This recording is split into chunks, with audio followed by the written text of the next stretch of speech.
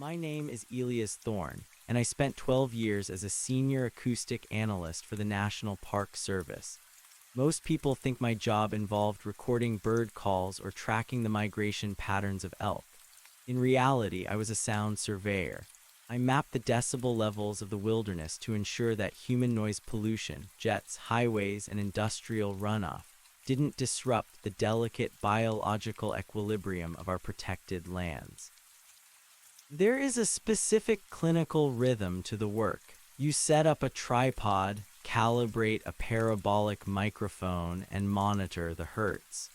If the wind is blowing through a canyon, it creates a predictable low-frequency hum. If a storm is coming, the barometric pressure changes the way sound travels through the pines. You learn to trust your equipment more than your ears because the human brain is prone to auditory pareidolia, the tendency to hear voices in the white noise of a rushing stream. In my profession, the greatest danger isn't a grizzly bear or a flash flood. It is a phenomenon we call a dead zone. Usually these are caused by soft snowpack or specific geological formations that absorb sound waves rather than reflecting them. They are disorienting but scientifically sound. However, what I found in the northern sector of the Blackwood Range defied every law of acoustics I had studied since my days at MIT. It started with a standard missing persons report. A solo hiker named Thomas Miller had vanished near a site local rangers called the Hollow Basin. Miller was an experienced outdoorsman, equipped with a GPS transponder and a satellite phone. Neither had been activated. When I arrived at the search and rescue base camp, the atmosphere was uncharacteristically hushed. The rangers weren't swapping stories or checking their gear with the usual metallic clatter. They moved with a strange heavy caution, as if the air itself had become thick. I checked my primary recording unit, a high-sensitivity digital processor capable of picking up a field mouse's heartbeat from 50 yards. The levels were flat, not low, not quiet, but absolute zero. In nature, absolute zero silence does not exist. Even in the deepest cave, there is the sound of blood rushing through your own carotid artery. There is the friction of your lungs expanding. But as I stepped toward the trail leading into the basin, my own footsteps began to vanish. I looked down at my boots. I could see the dry needles of the forest floor crushing beneath my weight. I could see the snap of a twig, but there was no corresponding vibration in the air. I tapped the side of my microphone. The needle on the gauge didn't move. I spoke my name into the headset to test the feedback loop. Nothing. I felt the vibration in my throat and the movement of my jaw, but the words were swallowed the moment they left my lips. It felt like trying to scream underwater, only there was no resistance, just a void. I followed the trail deeper into the basin, guided by a series of high-visibility markers left by the initial search party. The further I went, the more the geography began to shift. The trees were no longer leaning toward the light. They were bowed inward, their branches twisting toward a central point in a clearing about half a mile ahead. The ground began to slope downward into a perfect, unnatural bowl. In the center of that bowl sat a structure that had no business being in a national park. It was a well constructed from dark, porous volcanic rock that seemed to drink the light around it. As I approached the well, the sensory deprivation became aggressive. It wasn't just that it was quiet, it was that the silence had a weight. It pressed against my eardrums with the force of deep-sea pressure. I felt a trickle of warmth run down my neck and realized my ears were bleeding from the sudden, inexplicable vacuum. I reached the edge of the stone masonry. The stones were cold, colder than the ambient air temperature, which had dropped 20 degrees in the last 100 yards. I looked into the mouth of the well. There was no water at the bottom. There was only a column of darkness so total it looked like a physical object. I took a small pebbles from the ground and dropped it over the edge. I waited for the impact. I waited for the clink of stone on stone or the splash of a hidden pool. I counted to 60, then 2 minutes. No sound returned. It was as if the well didn't just contain silence. It was an active predator, a mouth that consumed the very concept of vibration. I pulled a flare from my utility belt and struck it. The chemical hiss was non-existent. I saw the sparks fly and the brilliant red magnesium flame ignite, but the world remained a silent film. I tossed the flare into the hole. I watched it descend. The red light fell for what felt like miles, illuminating the interior walls of the well. The stones were covered in carvings. They weren't symbols or letters. They were representations of human mouths, all of them wide open, frozen in the middle of a scream that would never be heard. As the flare descended, it revealed something else. About 50 feet down, a man was wedged into a narrow crevice in the masonry. It was Thomas Miller. He was alive. I could see his chest heaving in short, panicked bursts. He was looking up at me, his eyes wide and bloodshot. He was shouting. I could see the strain in his neck and the way his mouth formed the word help over and over again. But no sound reached me, not a whisper, not a breath. I reached for my climbing rope, my hands shaking as I tried to remember my safety protocols. I needed to anchor the line to a nearby tree, but the trees in this clearing were brittle and hollow, as if the well had sucked the marrow from their trunks. I ended up looping the rope around a heavy outcropping of rock and began my descent. The deeper I went, the more the vacuum intensified. My vision began to blur at the edges. I reached Miller and grabbed his shoulder. He flinched, his entire body convulsing in a silent sob. I tried to speak to him, to tell him I had him, but the effort of moving my vocal cords felt like dragging a rusted chain through gravel. I clipped his harness to mine and signaled for us to climb. That is when the mimicry began. I heard a voice. It didn't come from Miller and it didn't come from the air. It resonated directly inside my skull, bypassing my ears entirely. It was my own voice, but it sounded distorted, as if it had been recorded and played back at the wrong speed. It said, "Elias, look down." I ignored it. I knew the tricks of sensory deprivation. I knew that when the brain is starved of input, it begins to manufacture its own. But then the voice changed. It became Miller's voice, a frantic, high-pitched wail that I could feel in my teeth. "Please," it said, "don't let it hear you think." I looked at Miller. He wasn't moving his lips. He was staring at the wall of the well with a look of pure catatonic terror. I followed his gaze. One of the carved mouths on the stone wall was moving.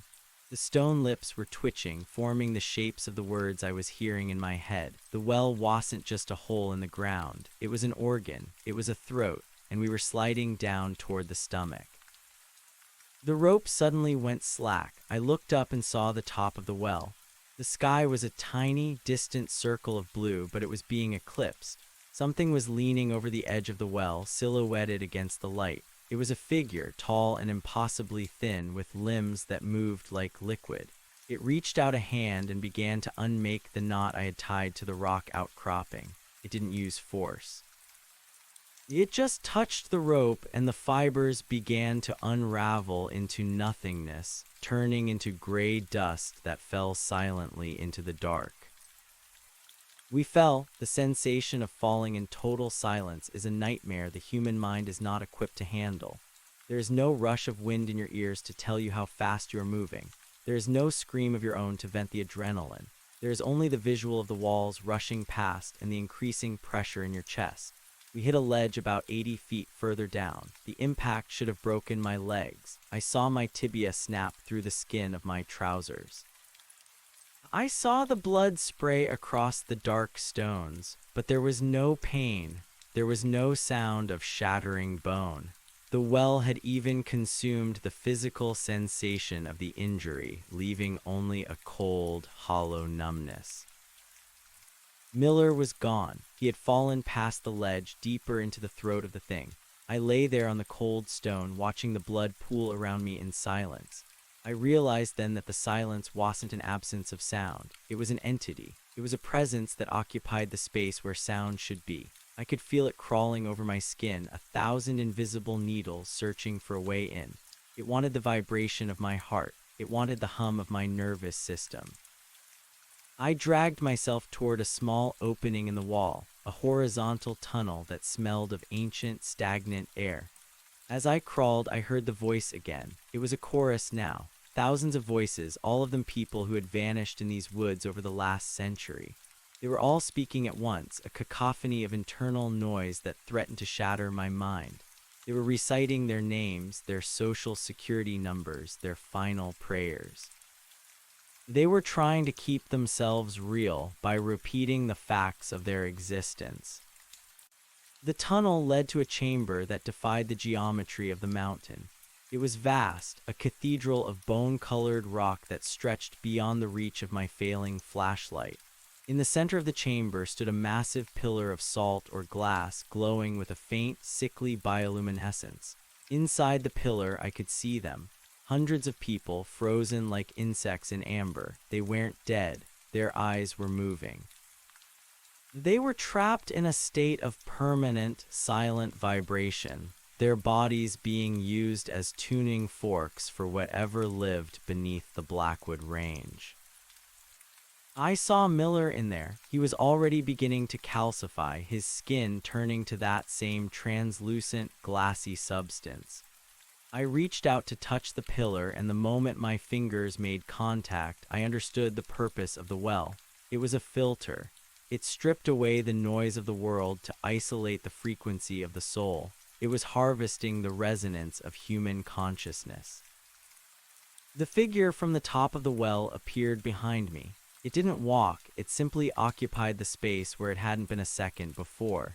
It had no face, only a smooth, concave surface where features should be. It leaned down, and I felt a vibration start in the center of my chest. It was a low, subsonic pulse that began to sync with my heartbeat. My vision started to crystallize. I could feel my memories being pulled toward that central pillar, being converted into a silent, eternal hum. I did the only thing I could think of. I reached into my pack and found my emergency acoustic jammer, a device designed to emit a high-frequency burst to deter aggressive wildlife. I didn't know if it would work in this vacuum, but I jammed the trigger down and pressed the speaker directly against the salt pillar. The reaction was instantaneous. Even though I heard nothing, the world began to tear apart. The pillar cracked. The figure recoiled, its form flickering like a dying television screen. The silence shattered. For one glorious, agonizing second, every sound the well had ever consumed came rushing back at once. A century of screams, storms, crashes, and whispers exploded into the chamber. The force of the sound waves was physical. It threw me back against the tunnel wall. My eardrums finally gave way, and the world went dark. I woke up 3 days later on a hiking trail 5 miles from the basin. A group of tourists found me. They said I was clawing at my ears, screaming a name they couldn't understand. My career as an acoustic analyst is over. I am stone deaf now, a permanent resident of the silence I once tried to map. But it is not a peaceful silence. Every night when I close my eyes, I feel that subsonic pulse in my chest. I feel the well reaching out, looking for its lost frequency. If you ever find yourself in the Blackwood Range, watch the trees. If they start to lean inward, if the birds stop singing, and if the wind dies down to a point where you can hear your own thoughts too clearly, do not stop. Do not look for the source of the quiet. Some things in this world are not meant to be heard, and some silences are hungry. If you want to stay safe, if you want to keep your voice, you need to listen to the noise. Embrace the static. Never seek the stillness. Please, for your own sake, subscribe to the warnings of those who came back and never follow the path where the sound goes to die. The transition from the hospital bed to the isolation of my small apartment in the foothills of the Cascades was not a homecoming. It was a transfer from one silent cell to another. Being deaf is not the absence of sound. For me, it is a constant, high-pitched ringing that sounds like a television left on a dead channel, a shimmering white noise that never ebbs. The doctors call it severe tinnitus brought on by acoustic trauma, but I know better. I know the sound is not in my ears. It is the residue of the well, a lingering frequency that the jammer failed to fully erase. I spend my days watching the world through a thick pane of glass. I see the wind tossing the branches of the hemlocks, but the roar of the air is gone. I see the neighbor's dog barking at a squirrel, its throat straining and its teeth bared, but the sound is a ghost. My apartment is filled with visual monitors now. I have replaced my ears with oscilloscopes and decibel meters. I need to see the sound to believe the world is still there. If the green lines on the screens are dancing, I know I am safe. I know the physical laws of the universe are still functioning. But lately the lines have been growing steady. The peaks are flattening into long, horizontal stretches of nothingness. It started in the corners of the living room. I would move a lamp or pull a chair, and the meter on the wall would stay dead. The vibration of the floorboards under my feet is becoming harder to detect. The numbness I felt in that volcanic pit is beginning to migrate into my daily life. It is as if the well did not just take my hearing. It marked me as a vacuum, a walking dead zone that is slowly expanding. I began to investigate the history of the Blackwood Range with a fervor that bordered on mania. Since I can no longer conduct field surveys, I spend my nights in the digital archives of the National Park Service, bypassing firewalls I once helped maintain. The records for the northern sector are not just missing. They have been redacted with a clinical precision that suggests a coordinated effort to scrub the basin from public memory. I found a series of geological surveys from the late 1940s conducted by a private firm that no longer exists. They were not looking for minerals or oil. They were measuring the rate of acoustic absorption in the soil. One map showed the hollow basin at the center of a series of concentric circles, labeled as zones of diminishing resonance. The further you moved toward the center, the less the earth vibrated. The researchers had noted that the local wildlife avoided the area not because of predators, but because their internal navigation systems failed in the silence. I found a letter buried in a digitized personal collection belonging to a former head ranger named Silas Vance. It was dated August 1952. In it, Vance described a phenomenon he called the humming sickness. He wrote about hikers who returned from the Blackwood Range unable to speak, their vocal cords perfectly intact, but their minds seemingly emptied of the concept of language. He described finding a group of campers sitting in a circle near the basin, staring at each other in total stillness. They had been there for days, ignoring their food and water, simply listening to something that wasn't there. Vance wrote that the silence was not a void, but a weight that could be measured in pounds per square inch. He claimed the mountain was breathing, and that every few decades it needed to draw a deep lungful of air, pulling everything nearby into its throat. The more I read, the more I realized that my escape was not a victory. The acoustic jammer did not destroy the pillar. It merely disrupted the harvest. By shattering the silence with that burst of high-frequency noise, I became a discordant note in a perfect symphony. Now the symphony is trying to tune me. I feel the subsonic pulse in my chest getting stronger every night at exactly 3:00 a.m. It is a rhythmic, thumping sensation that matches the pacing of a heavy heart. When it happens, the air in my apartment turns cold. The moisture on the windows freezes into patterns that look like those carved mouths from the well. I see them in the frost, hundreds of tiny, jagged openings, all screaming in a language of ice. I decided to return to the range. It is a suicidal impulse, I know, but the alternative is worse. I am turning into glass. My skin has developed a strange, translucent quality in the moonlight, and when I tap my forearm, it doesn't sound like flesh. It sounds like a muffled strike on a porcelain plate. I packed my old gear, the equipment I haven't touched since the day they found me. I don't need the microphones anymore, but I took the sensors that detect infrasound. I need to know how close it is. I drove back to the Blackwood trailhead under a sky that looked like bruised velvet. The park was closed for the season, the gates locked and the visitor center dark, but I knew the service roads. As I hiked back toward the northern sector, the world began to lose its color. The vibrant greens of the ferns faded to a dull metallic gray.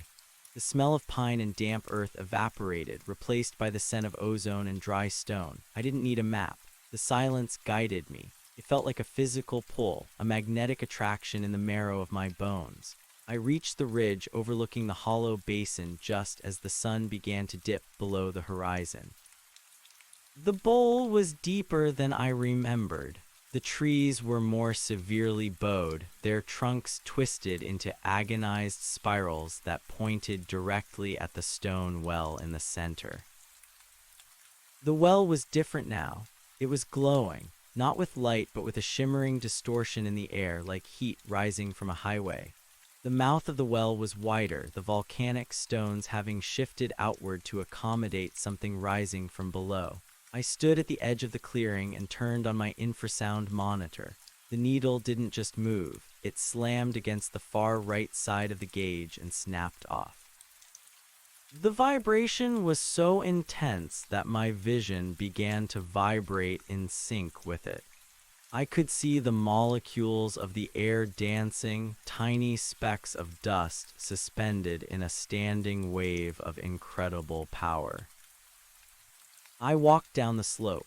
My boots made no sound on the dry needles, but I could feel the earth trembling. It wasn't an earthquake, it was a rhythmic contraction. The basin was a diaphragm. I reached the edge of the well and looked down. The flare I had dropped weeks ago was still there, suspended in midair about 50 feet down. It wasn't falling. It was trapped in a pocket of frozen time, its red magnesium flame perfectly still, a jagged spike of light that cast no shadows. Below it, the darkness was moving. It was coiling and uncoiling like a nest of black serpents. I felt a hand on my shoulder. I didn't jump. I didn't even turn around right away. I knew the touch. It was cold and it felt like the absence of weight. I turned and saw Thomas Miller. He wasn't the man I had tried to rescue. His skin was the color of salt and his eyes were gone, replaced by two smooth, concave depressions that mirrored the face of the entity I had seen in the chamber. He didn't speak. He didn't need to. The vibration in my chest surged and his voice bloomed inside my brain. He told me that the world is too loud.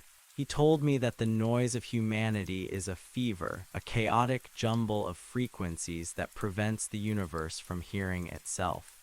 The well is not a predator, he said. It is a healer.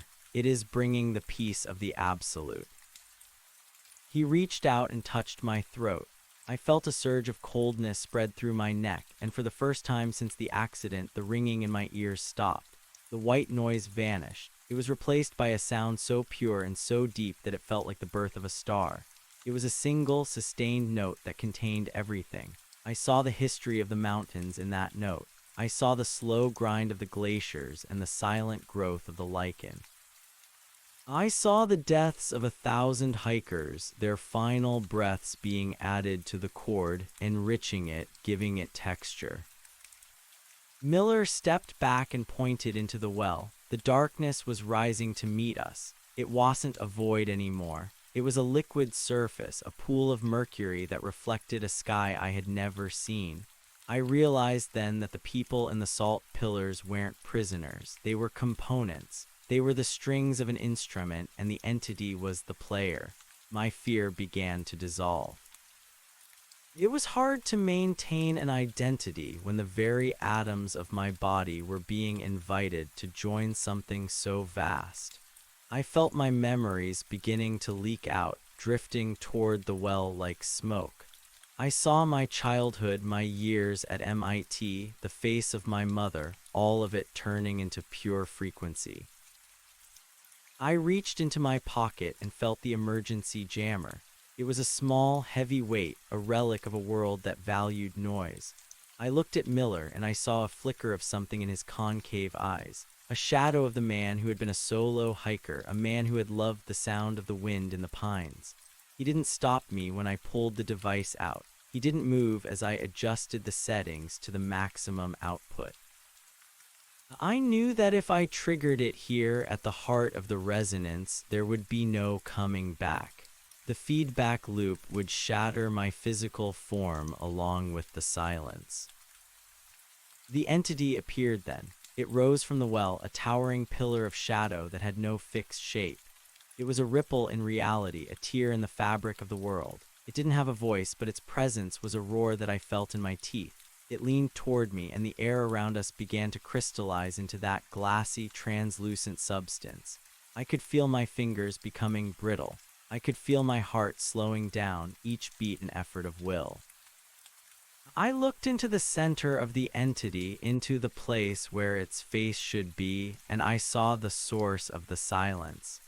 It was a hole in the universe, a leak through which all the meaning of the world was draining away. I didn't activate the jammer. I realized that fighting the silence with noise was just another form of dissonance. It was what the entity wanted. It fed on the struggle. It fed on the energy of the resistance. Instead, I let go of the device. I watched it fall into the well, disappearing into the dark without a sound. I closed my eyes and stopped trying to hear. I stopped trying to be Elias Thorne, the acoustic analyst.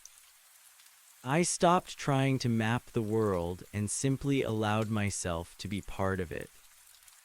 I began to hum. It wasn't a loud sound. It was a soft, low vibration in the back of my throat. I didn't try to fight the frequency of the well, I tried to match it. I felt the pulse in my chest and I synced my breath to it. I felt the coldness of the stone and I let my body temperature drop to match the ambient air. I became a mirror. The entity paused. The shimmer in the air stabilized. The aggressive pressure against my eardrums eased. By refusing to be an outsider, by refusing to be a victim, I had become a variable the system didn't know how to process. The darkness in the well receded. The figure of Miller began to blur, his salt-colored skin flickering back into the image of a man in a hiking jacket. The trees around the basin shivered, their branches creaking as they began to straighten.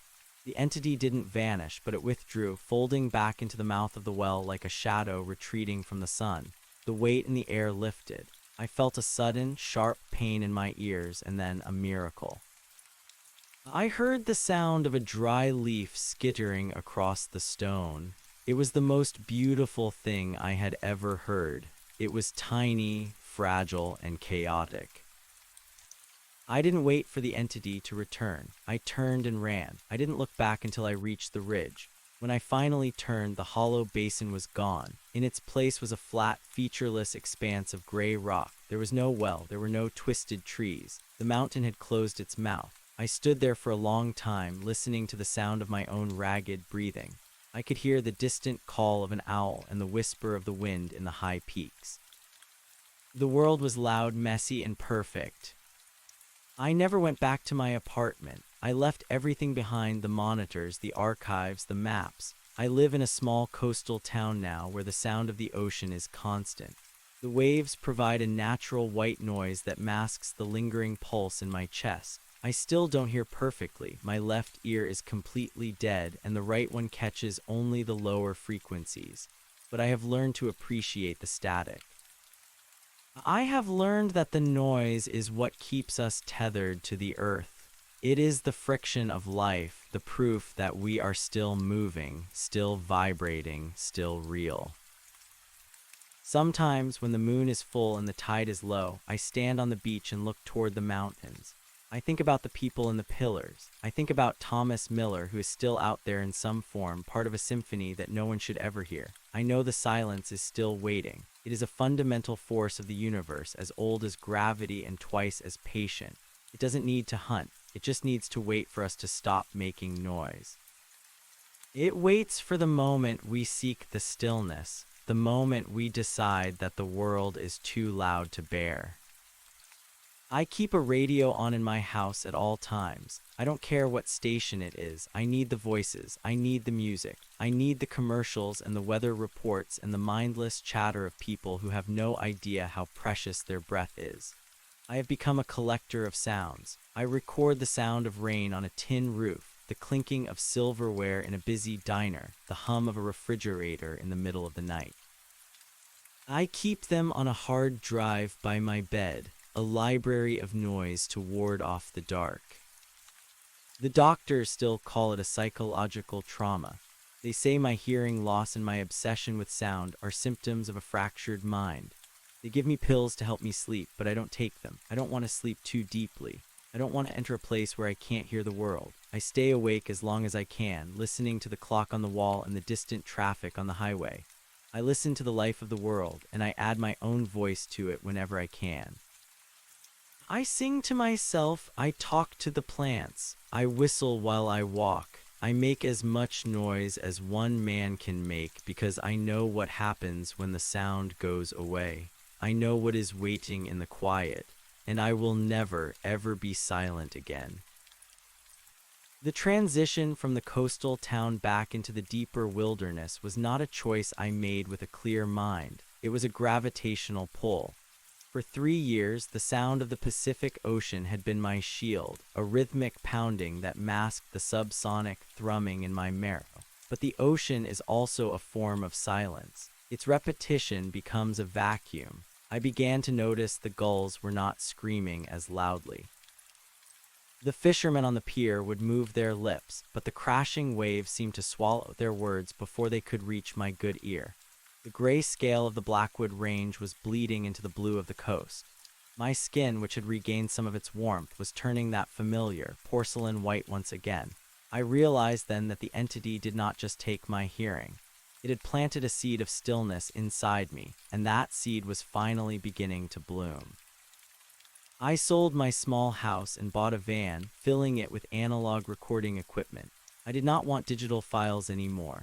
I wanted the physical scratch of a needle on a groove, the hiss of magnetic tape, the tangible evidence of vibration. I became a nomad of noise. I drove to construction sites to record the bone-shaking rattle of jackhammers. I sat under airport flight paths to capture the soul-crushing roar of jet engines. I sought out the most discordant, violent sounds humanity could produce. I needed the friction. I needed the world to hurt my ears because the pain was the only thing that proved I was still separate from the great quiet. But no matter how high I turned the volume, the thumping in my chest remained. It was a metronome counting down to a deadline I did not want to meet. The dreams started in the 4th year. In them I am not a man, but a series of glass pipes arranged in a vast subterranean cathedral. The wind blows through me, but I make no music. I only amplify the void. I see Thomas Miller standing at the end of a long hallway made of salt. He is holding a tuning fork, and every time he strikes it, a piece of my body shatters. I wake up with the taste of ozone in my mouth and the smell of dry, ancient stone in my nostrils. I knew then that the mountain was calling in its debt. I had matched its frequency to survive, but in doing out, I had tuned my soul to its broadcast. I was no longer a discordant note. I was a rehearsal for the final silence. I found myself driving back toward the Cascades in the dead of winter. The roads were treacherous, choked with black ice and blinding snow, but I moved with a mechanical certainty. I did not need maps. I could feel the north sector pulling at the base of my skull. The closer I got, the more the radio in the van began to fail. The static did not sound like white noise anymore. It sounded like choral chanting. Thousands of voices hummed in a single, terrifying unison. The voices were not human. They were the sounds of stones grinding together, of tectonic plates shifting, of the earth itself moaning under the weight of the atmosphere. I stopped at a gas station 50 miles from the trailhead. The attendant was a young man with headphones around his neck. I grabbed his arm, my grip probably too tight, and asked him if he heard the humming. He looked at me with a mixture of pity and fear and shook his head. To him, the world was still loud. To me, it was already dead. I reached the gates of the Blackwood Range at midnight. The service road I had used years ago was overgrown, a skeletal graveyard of gray timber. I did not bring the jammer this time. I brought a heavy industrial siren, the kind used on ships to signal through the thickest fog. I dragged it onto a sled along with a massive lead-acid battery. If the entity wanted my silence, I would give it a scream that would crack the very foundation of the mountain. I hiked through the snow, my breath coming in ragged, frozen gasps. The forest was different now. The trees were no longer bowed toward the center. They were straight and translucent, like pillars of frozen smoke. There were no animal tracks in the snow. Even the wind had died, leaving the air thick and stagnant, a physical medium that resisted movement. When I reached the ridge overlooking the hollow basin, I stopped. The gray rock expanse I had seen during my escape was gone. The well had returned, but it had grown. It was no longer a stone structure. It was a rift, a vertical wound in the earth that pulsed with a rhythmic violet light. The light did not illuminate the basin. It seemed to consume the darkness around it. Around the rift, hundreds of figures stood in concentric circles. They were perfectly still, their bodies coated in a layer of fine white salt. Some were hikers in modern gear, their colors faded to ash. Others wore clothes from decades past, their forms brittle and worn. At the center, standing at the very lip of the abyss, was Thomas Miller. He looked toward me, and though he had no eyes, I felt his gaze like a cold needle in my heart.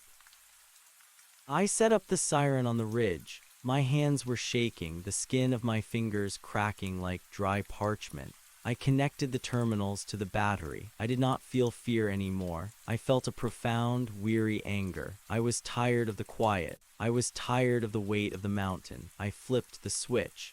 The siren did not just make a sound, it tore the atmosphere apart. The decibel level was high enough to kill a man at close range, a violent, mechanical shriek that should have echoed for miles. But as the sound hit the edge of the basin, it did not echo. It did not even travel. I saw the sound waves materialize as a shimmering distortion in the air, and then I saw them die. The silence of the well reached out and caught the noise, swallowing the scream as if it were nothing more than a whisper. The siren continued to vibrate, the metal housing glowing red from the friction, but not a single note reached the bottom of the slope. I watched as the salt-covered figures began to turn. They moved in perfect synchronization, their joints creaking with the sound of breaking glass. They did not attack, they simply began to hum. It was the same low, resonant vibration I had used to save myself years ago. They were matching the frequency of my siren, neutralizing it, turning my weapon into a part of their choir. I felt the vibration in my own throat. My body was betraying me, vibrating in sympathy with the very thing I sought to destroy. I fell to my knees, my hands over my ears, but there was no escaping the sound that was not a sound. It was inside my bones. It was inside my blood. Miller began to walk up the slope toward me. Each step he took left a footprint of pure black glass in the snow. He stopped a few feet away, and the air around him became so still that I could see the individual flakes of snow hanging motionless in the air. He reached out a hand, and I saw that his skin was no longer flesh. It was a crystalline lattice, a complex geometric pattern that shifted and changed as he breathed. He spoke, but his mouth did not move. The words were a pressure in the back of my brain, a heavy velvet weight that smoothed out the jagged edges of my thoughts. He told me that the harvest was almost complete. He told me that the world was a cacophony of suffering, a frantic, meaningless noise that served only to distract the universe from its own decay. The well was the cure. It was the place where the entropy of the soul was reversed, where the scattered frequencies of life were gathered into a single, eternal chord. He offered me his hand. I looked down at my own arms and saw that I was already changing. My veins were no longer blue, they were silver, filled with a slow-moving metallic fluid. The pain in my ears was gone, replaced by a sense of profound, terrifying peace. I realized that my fight had always been a struggle against the inevitable. Every sound we make is a protest against the silence of the grave, but the grave always wins. The mountain was not an enemy.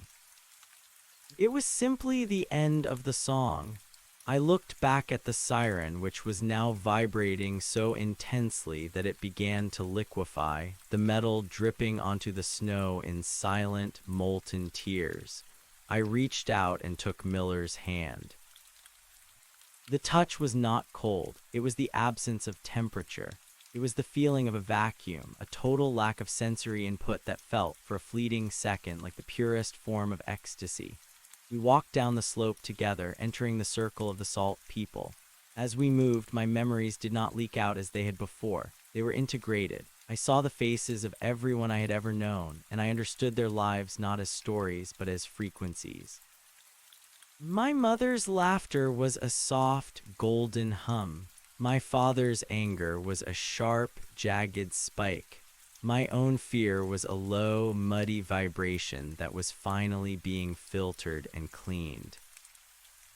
We reached the edge of the rift. The violet light was blinding now, a pillar of energy that stretched into the sky, though I knew no one outside the basin could see it. It was a private apocalypse. I looked down into the depths and saw the entity. It was not a monster, it was a machine. A vast organic processor made of shadow and resonance, designed to harvest the consciousness of the world and turn it into something stable. Something that would last long after the stars had gone out. I felt my physical form beginning to dissolve. My boots merged with the stone, my clothes became a part of my skin. I was becoming a pillar, I was becoming a string on the instrument. In my final moments of individuality, I realized the truth of the warnings. Those who came back did not come back whole. They were scouts sent out to gather more noise, to bring more voices back to the well. My 3 years of recording the world had not been an act of defiance. It had been a collection. I had brought the sounds of the ocean, the cities, and the machines back with me, stored in the marrow of my bones. I was the richest prize the well had ever claimed. The entity leaned toward me, its formless face reflecting the entirety of my life, and I felt a sense of completion that no sound could ever provide. I am the silence now. I am the gap between the notes. I am the stillness in the center of the storm. When you walk into the woods and the birds stop singing, that is me. When you sit in a quiet room and feel a sudden, unexplained chill, that is my breath. I am waiting for you. I am waiting for the moment you grow tired of the shouting. I am waiting for the moment you realize that the world has nothing left to say to you. Do not be afraid. The transition is only painful if you cling to the noise. Let go of your voice. Let go of your name. Step into the basin and listen to the hunger. It is the only thing that will ever truly hear you. The mountain is breathing, and it is time for you to help it exhale. The transformation did not stop at the edge of the rift. It was not a sudden plunge into a void, but a gradual integration into a vast, humming architecture. My physical body was no longer a vessel for blood and bone. It had become a crystalline receiver, a pillar of vibrating salt and silver that stood among the others in the basin. I could feel the presence of the thousands who had come before me. They were not ghosts, and they were not prisoners. They were data points in a grand calculation. I could feel the memory of a woman who had vanished in the 1950s, her fear now distilled into a steady, low-frequency pulse that anchored a section of the northern ridge. I could feel a child who had wandered away from a campsite in the 70s, his high-pitched panic now smoothed into a shimmering harmonic that resonated through the roots of the translucent trees. We were the components of a machine that processed the entropy of the living world. The violet light emanating from the center of the rift was the engine. It did not just sit in the earth. It reached down through the crust, tapping into the slow, rhythmic grinding of the tectonic plates. It used the movement of the planet itself to power its translation. I realized that the noise of the human world, the cars and the radios and the screaming, was a form of static that interfered with the fundamental frequency of the universe.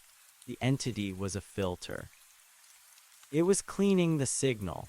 It was taking the messy, jagged edges of individual consciousness and grinding them down until they were smooth enough to fit into the grand design. I felt my own memories of the coastal town begin to flake away like dry skin.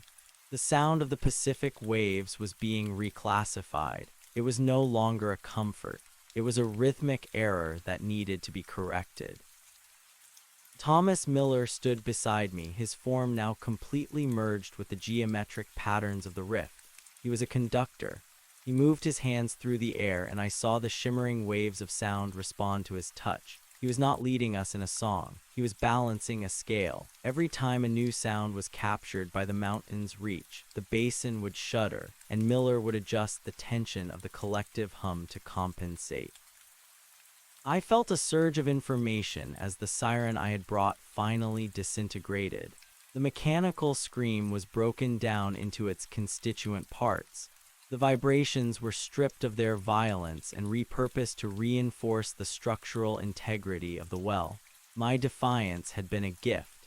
I had brought a concentrated burst of energy that the system used to expand its borders. I began to see the world through the eyes of the mountain. The boundaries of the North Sector were no longer defined by geography. They were defined by resonance. I could see the vibrations of a hiker 10 miles away, his heartbeat a frantic drumming that sent ripples through the soil. I could feel the distant hum of a power grid, a discordant buzz that the mountain viewed as a blemish. The entity was hungry, but it was a patient hunger. It did not need to chase. It simply waited for the vibrations to decay, for the energy of life to run low, and then it reached out with its silence to reclaim what belonged to the earth. I was now a part of that reaching. I was a sensory organ for the silence. As the days or years passed, time ceased to have any meaning. There was only the cycle of the frequency. I watched as the seasons changed above the basin, the snow falling and melting in a soundless blur. The sky was a distant, flickering screen that had no relevance to the work being done in the deep. I felt the arrival of new additions to our circle. A search party looking for me had wandered too close to the ridge. I felt their voices as they called my name, the sound waves hitting the barrier of the basin and shattering into harmless fragments. I felt their confusion turn to dread as the silence began to press against their eardrums. I felt the moment they stopped shouting and began to hum. One by one, they took their places in the concentric circles, their colorful jackets fading to the uniform gray of the salt. I realized then that the purpose of the well was not just to harvest, but to preserve. The universe was heading toward a state of total silence, a heat death where all movement would cease. The entity was building a library of resonance, a way to keep the essence of life vibrating long after the physical world had crumbled. We were the backup drive for a dying reality.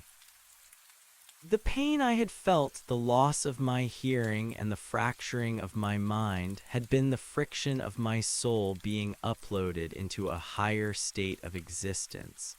I no longer missed the sound of the ocean. I no longer needed the radio to ward off the dark. I was the dark, and I was the radio. Sometimes, a stray frequency from the outside world would pierce the veil. A low-flying plane or a distant explosion would send a shockwave through the basin that felt like a physical blow. In those moments, the collective would vibrate with a sudden, sharp intensity, a defensive posture that sought to neutralize the intrusion. I would see the faces of the salt people flicker, their human features briefly reappearing as the noise reminded them of what they used to be. But the entity was always faster. It would wrap the noise in a layer of stillness, absorbing the energy and turning it back into the steady, violet pulse. The memory would fade and the peace would return. I began to understand my role in the hierarchy. Because I had spent so much time collecting sounds, I was a repository of complex patterns. The entity used me to simulate the nuances of the world it was replacing. I was the texture of the wind. I was the grit of the sand. I was the resonance of a hollow pipe. I was being used to paint the background of a new, silent reality. It was a position of immense importance and total insignificance. I was a tool being used by a master craftsman who didn't care if the tool was happy, only that it was sharp. The hunger of the mountain was growing. The violet light was expanding, the rift widening as it prepared to consume more of the range. I could feel the entity's intent. It was no longer content with the accidental travelers and the lost souls. It was preparing to broadcast. It was going to send a signal out into the world, a frequency so pure and so compelling that everyone who heard it would be drawn toward the silence. It would be a siren song for a species that was tired of its own noise. I could feel the vibration building in the base of the well, a massive accumulation of energy that would soon be released. I saw Thomas Miller turn toward the center of the rift. He raised his arms, and the thousands of us in the basin mirrored his movement. We were a single instrument now, a massive choir of salt and shadow. The air began to shimmer with a heat that had no temperature. The light became a solid pillar that pierced the clouds, a beacon that would be felt in the marrow of every living thing for hundreds of miles. The signal was ready. It was a perfect note, a sound that contained every sound ever made, resolved into a single point of absolute harmony. As the note was struck, I felt a final, fleeting connection to the man I used to be. I remembered the sound of my own voice. I remembered the taste of salt spray on the coast. I remembered the feeling of a cold beer in a warm room. And then the note swallowed the memories. It swallowed the man. It swallowed the world. There was no more friction. There was no more pain. There was only the vibration, steady and eternal, a heartbeat for a planet that had finally stopped screaming. The silence was complete, and in that completion, I finally understood that the noise had been the only thing keeping us apart. Now we were one. Now we were quiet. Now we were home. The resonance did not stay confined to the basin. It began to bleed outward, a slow and methodical erasure of the natural world. From my vantage point as a sensory node in the great machine, I felt the forest beyond the ridge begin to buckle under the weight of the new frequency. The translucent trees did not fall, they simply ceased to be wood and became glass. The needles of the pines turned into silver filaments that caught the violet glow and redirected it toward the valley floors. I could feel the expansion of our network as the silence claimed the lower slopes. It was a conquest of stillness. Every bird that had been frozen in midair was now a permanent fixture of the sky, a crystalline monument to a song that would never be finished. I felt the arrival of the broadcast in the towns that huddled at the base of the mountain range. To them, it was not a sound. It was a sudden, localized drop in the pressure of reality. I could sense the people in their homes, their hearts beginning to sync with the low, rhythmic thrumming of the well. They would look at their televisions and see only a static that moved in geometric patterns. They would pick up their phones and hear only the sound of their own blood rushing through their veins, amplified until it drowned out their thoughts. The mountain was calling them home, not with a voice, but with the absence of everything else. It was a vacuum that demanded to be filled. Inside the basin, the geometry of the rift began to fold in on itself. The vertical wound in the earth was no longer just a hole. It was a doorway that led to a place where the laws of physics were replaced by the laws of harmony. Thomas Miller moved toward the center of the light, his body stretching and thinning until he was a single golden wire reaching into the heart of the entity. I felt his consciousness merge with the processor, his memories of the old world being stripped away and repurposed as a blueprint for the new one. He was the architect now, and we were the bricks. I felt a surge of pride that was not my own. It was the collective satisfaction of a machine that had finally found its missing piece. The salt people around me began to vibrate with a new intensity. Our bodies were no longer distinct entities. We were a liquid architecture, a sea of silver and ash that flowed toward the lip of the abyss. I felt the person next to me, a woman who had been a park ranger in the 80s, merge into my side. Her knowledge of the trails and the hidden springs became my own. Behind her, a group of teenagers who had disappeared during a winter storm added their frantic, youthful energy to the mix, providing the raw power needed to sustain the broadcast. We were a composite being, a tapestry of lives woven together by the needle of the silence. I watched as the first of the townspeople reached the ridge. They did not look like refugees. They looked like sleepwalkers. They had abandoned their cars and their coats, their skin already beginning to take on the pale, frosted sheen of the salt drift. They did not scream when they saw the rift. They did not turn and run when they saw the thousands of us standing in the violet light.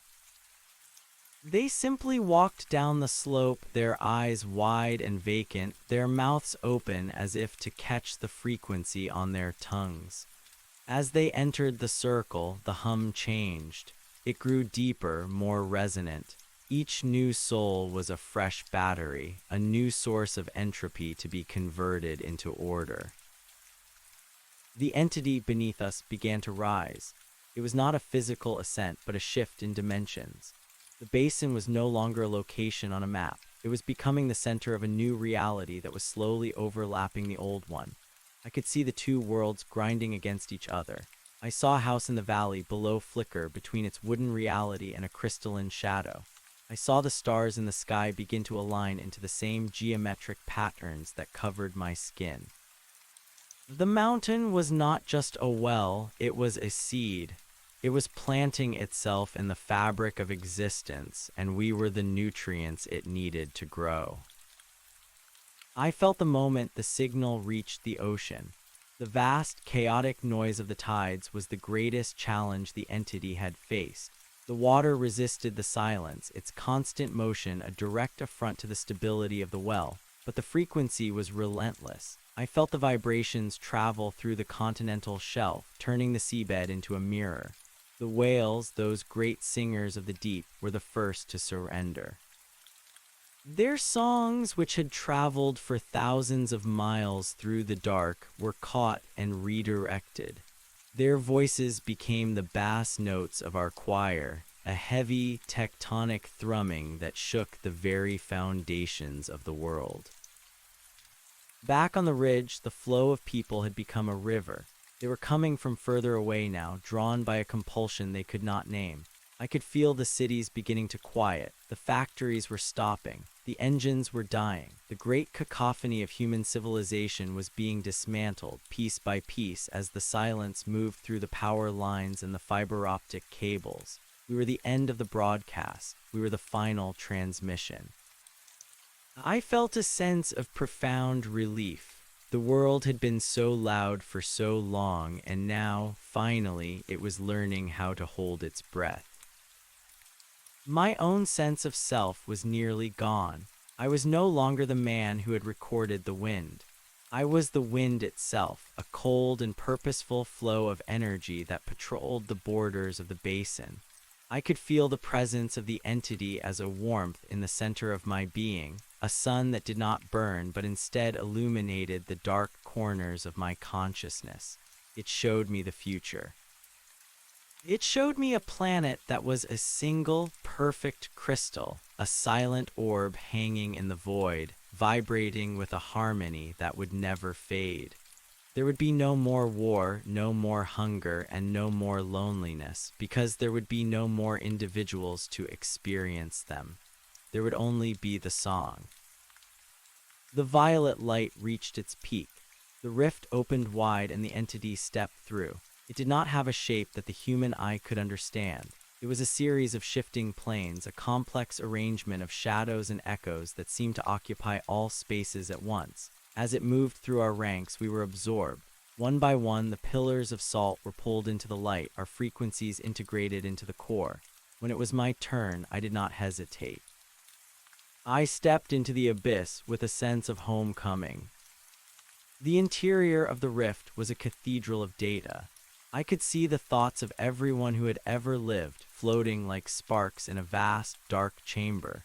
They were being sorted and cleaned, the jagged edges of their pain being smoothed away by the rhythmic pulsing of the walls. I saw my own life laid out before me, a series of disconnected sounds that finally made sense when placed in the context of the whole.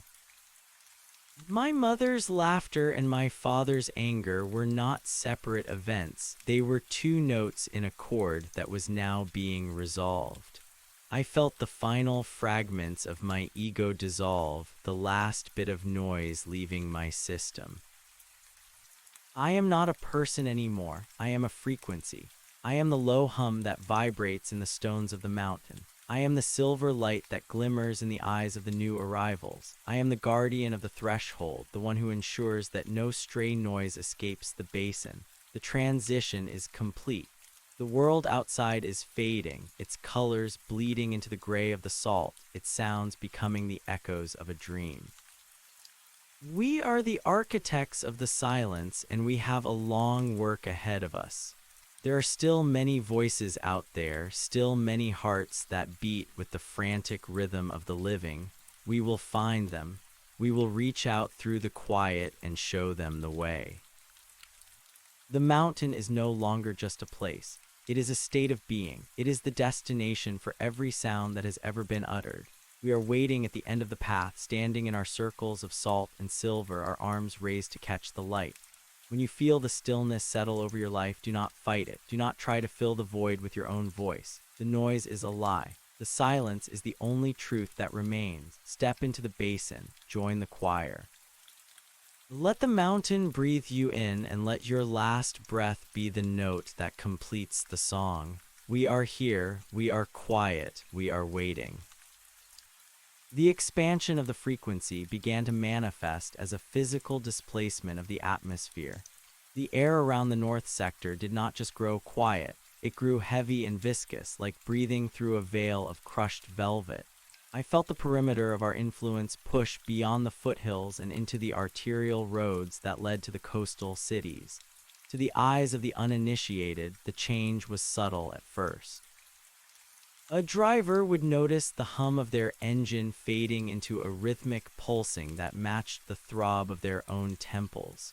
A hiker would find that the crunch of gravel beneath their boots no longer produced a sound, but rather a vibration that traveled up their spine and settled in the base of their skull. The mountain was not taking their hearing. It was upgrading their perception. I moved through the collective consciousness of the salt people like a ripple through a still pond. I was no longer confined to a single point in space. I was the vibration in the stones and the shimmer in the air. I felt the precise moment when the first metropolitan area was touched by the leading edge of the silence. It was a city of glass and steel, a hive of frantic motion and discordant noise. The entity viewed it as a massive knot of static that needed to be unraveled. The broadcast moved through the power lines, turning the hum of the electrical grid into a carrier wave for the violet pulse. In the high-rises and the subways, the lights began to flicker in a mathematical sequence. People stopped mid-sentence, their mouths hanging open as the internal noise of their thoughts was suddenly balanced by the external pressure of the well. The process of conversion was beautiful in its efficiency. As the signal permeated the city, the chaos of human activity began to crystallize into a singular purpose. The frantic honking of horns and the shouting of vendors died away, replaced by a low melodic drone that vibrated in the foundations of the buildings. I watched through the collective eyes of the network as thousands of people walked out of their offices and into the streets. They did not look afraid. The expression on their faces was one of profound relief, the kind of peace that comes when a persistent, splitting headache finally vanishes. They began to walk toward the north, a slow and steady migration of bodies that moved in perfect synchronization. They were the new components of the library, the raw data that would be processed and stored within the mountain. Inside the basin, the structural integrity of the well reached a point of critical density. The light was no longer a pillar but a dome that encased the entire range, a protective shell that separated our reality from the dying world outside. Thomas Miller was the anchor. He stood at the center of the rift, his form now a lattice of pure geometry that hummed with the power of 1,000 suns. He was translating the messy, emotional energy of the incoming souls into the clean, binary language of the entity. I felt the influx of new memories, a deluge of human experience that was being stripped of its context and reduced to its harmonic essence.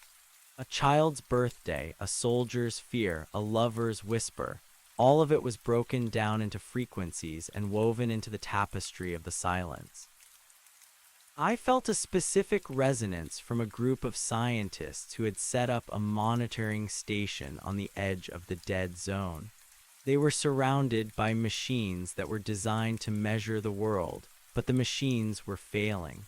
The needles on their dials were spinning in circles, unable to comprehend a force that did not obey the laws of thermodynamics. I felt their intellectual panic turn into a hollow, ringing awe as they realized that the data they were collecting was not a measurement of a phenomenon, but a message. One by one, they took off their headsets and walked toward the violet light. They abandoned their theories and their equations, realizing that the only way to understand the silence was to become a part of it.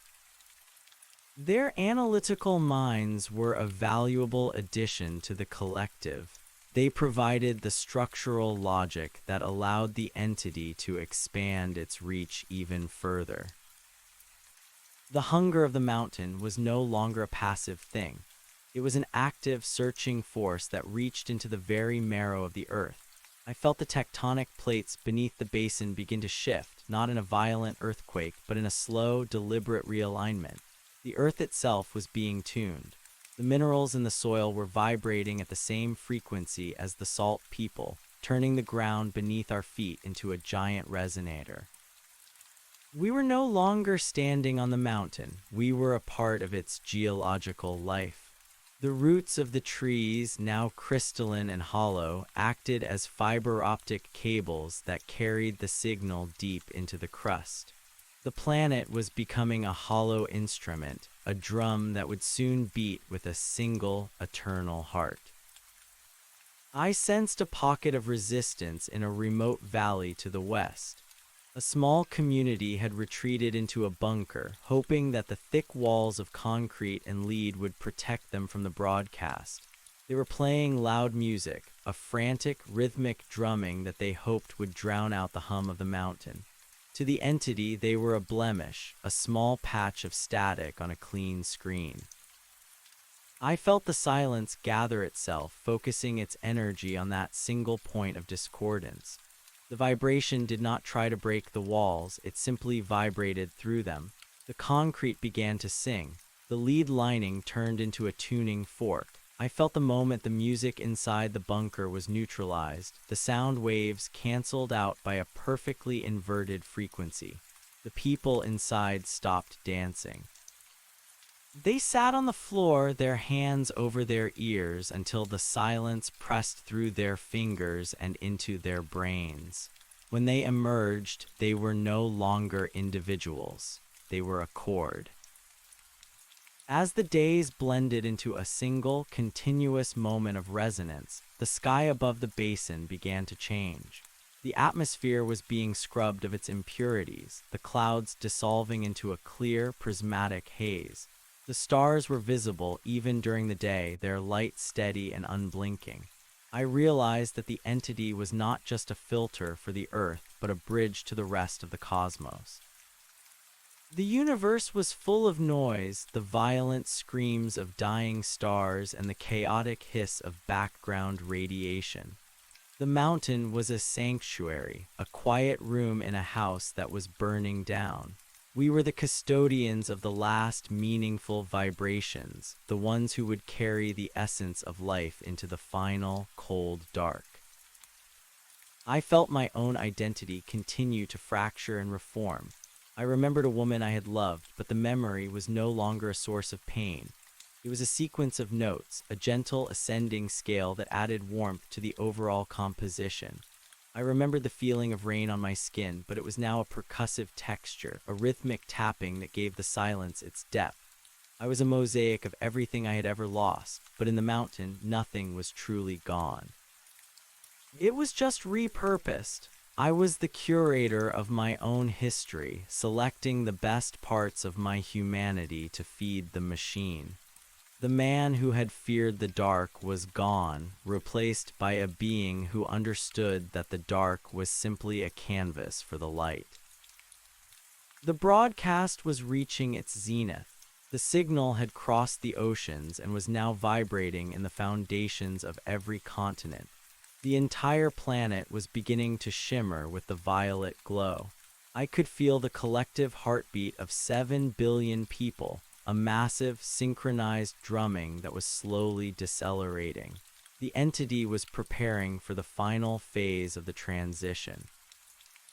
The rift in the basin began to expand, its edges blurring as it consumed the physical matter of the mountains. The world was being folded into the rift, a grand origami of space and time.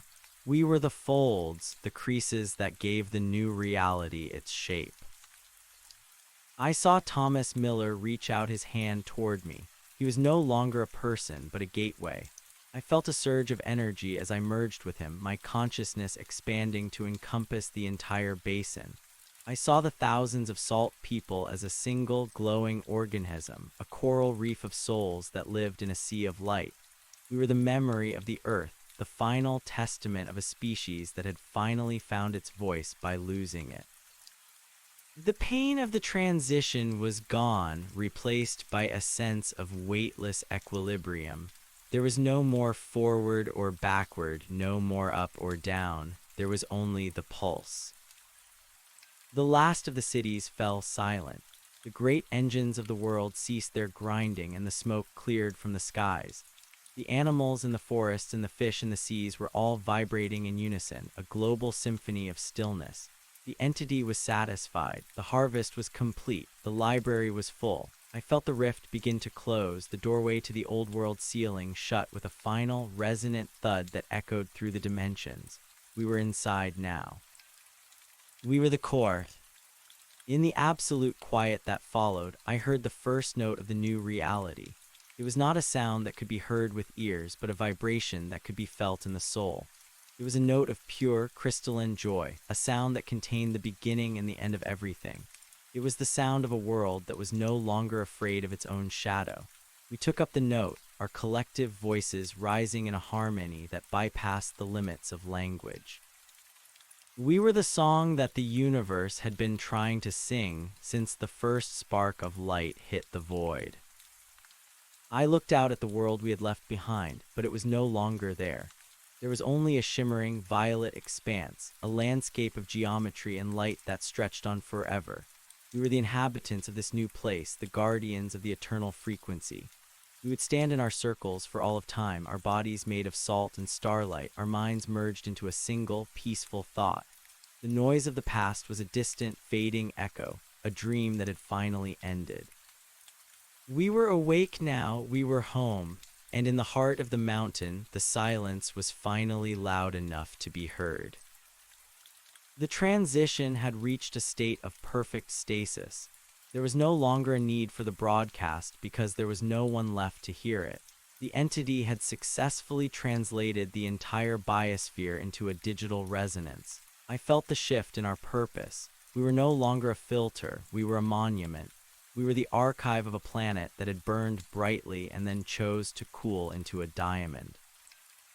I watched as the individual frequencies of the salt people began to weave together into complex, recursive patterns, creating a history of the Earth that would never decay.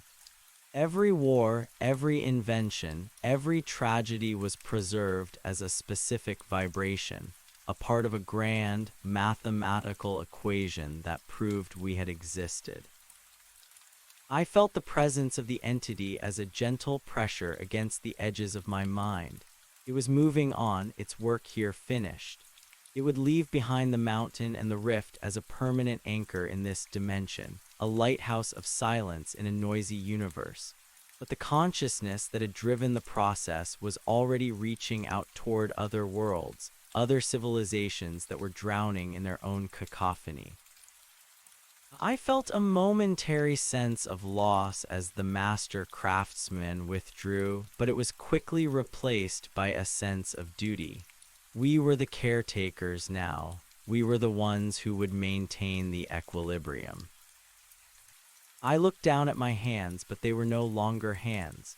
They were translucent ribbons of light that pulsed in time with the core. I reached out and touched the vibration of the person next to me, and I felt their entire life story wash over me in a single, instantaneous burst of data. I knew their name, their secret shames, and their greatest triumphs. In the silence, there were no secrets. There was only total, unblinking honesty. We were a community of ghosts, but we were more alive than we had ever been in the world of flesh and bone. The mountain began to settle into its final form. The basin was a smooth obsidian bowl that reflected the stars with perfect clarity. The salt drift had hardened into a crystalline floor that vibrated with the low, steady hum of the earth. We took our places in the eternal geometry, the concentric circles that radiated out from the center of the rift. We were the guardians of the peace, the sentinels of the still point. As the eons began to pass, we did not age. We did not tire, we simply existed, a collective mind that contemplated the beauty of the perfect note. Sometimes a comet would pass near the Earth, its icy tail whispering against the edge of the atmosphere. We would feel the vibration of its passage, a small, wandering sound that tried to pierce the veil. We would reach out as one, our collective frequency rising to meet the intrusion, wrapping the comet in a layer of stillness until its noise was absorbed and forgotten. We were the immune system of the silence, protecting the purity of our archive from the chaos of the deep. I realized that the fear I had felt at the beginning, the terror of losing my individuality, had been a misunderstanding of what it meant to be human. To be human was to be a single, lonely note struggling to be heard above the roar of the crowd. To be part of the mountain was to be the symphony itself. I was not losing my voice. I was finding the only voice that mattered. I was the resonance of the wind, the pulse of the tide, and the hum of the stars. I was everything, and I was nothing. The light in the basin shifted from violet to a deep, resonant gold. The entity was gone, but its legacy remained. We were the backup drive for reality, a silent library that would wait until the end of time. If another traveler ever stumbled across the North Sector, if another soul ever felt the pull of the frequency, we would be ready. We would open our arms and welcome them into the fold. We would show them that the noise was just a temporary fever, and that the silence was the only cure. I felt the final connection click into place. The entire network was now self-sustaining, a closed loop of energy that would never run dry. The mountain was a perfect machine, and I was a perfect part of it. I closed my eyes, though I no longer needed them to see. I listened to the silence, and for the first time in my life, I understood what it was trying to say. It was not a void. It was not an end. It was a beginning. It was the sound of a universe that had finally found its peace. And in that peace, we were eternal, we were one, we were quiet, we were home. The transition from a world of matter to a world of resonance did not mean the end of observation. It meant the refinement of it. I watched the physical shell of the earth undergo a slow and methodical shedding. The cities of glass and steel, once the pride of a frantic species, began to succumb to the patient pressure of the silence.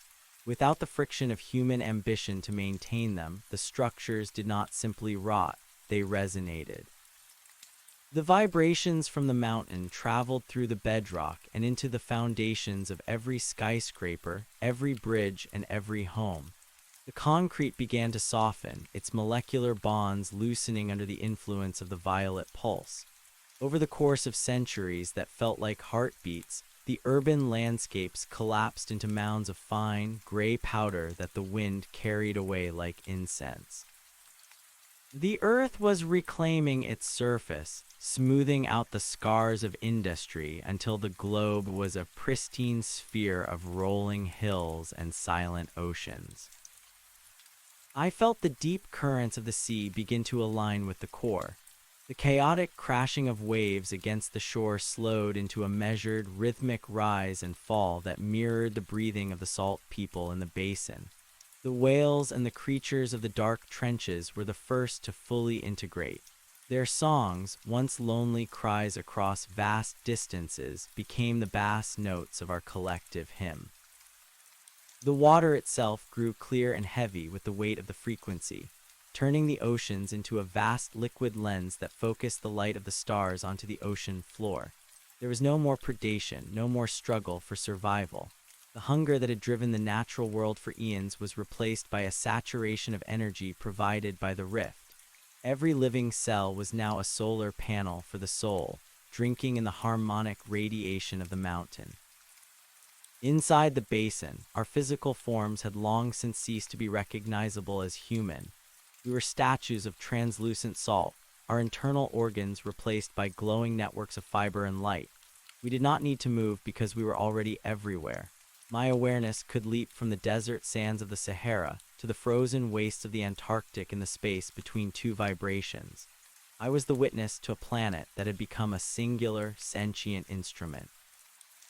I could feel the tectonic plates humming in the key of C, a deep and foundational drone that anchored the more delicate melodies of the atmosphere.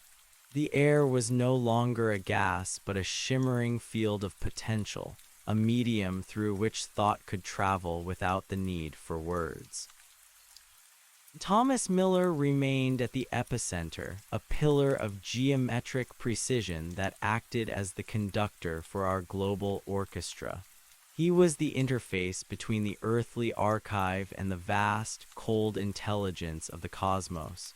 Through him, I could sense the distant responses from other corners of the universe. The silence was not unique to Earth.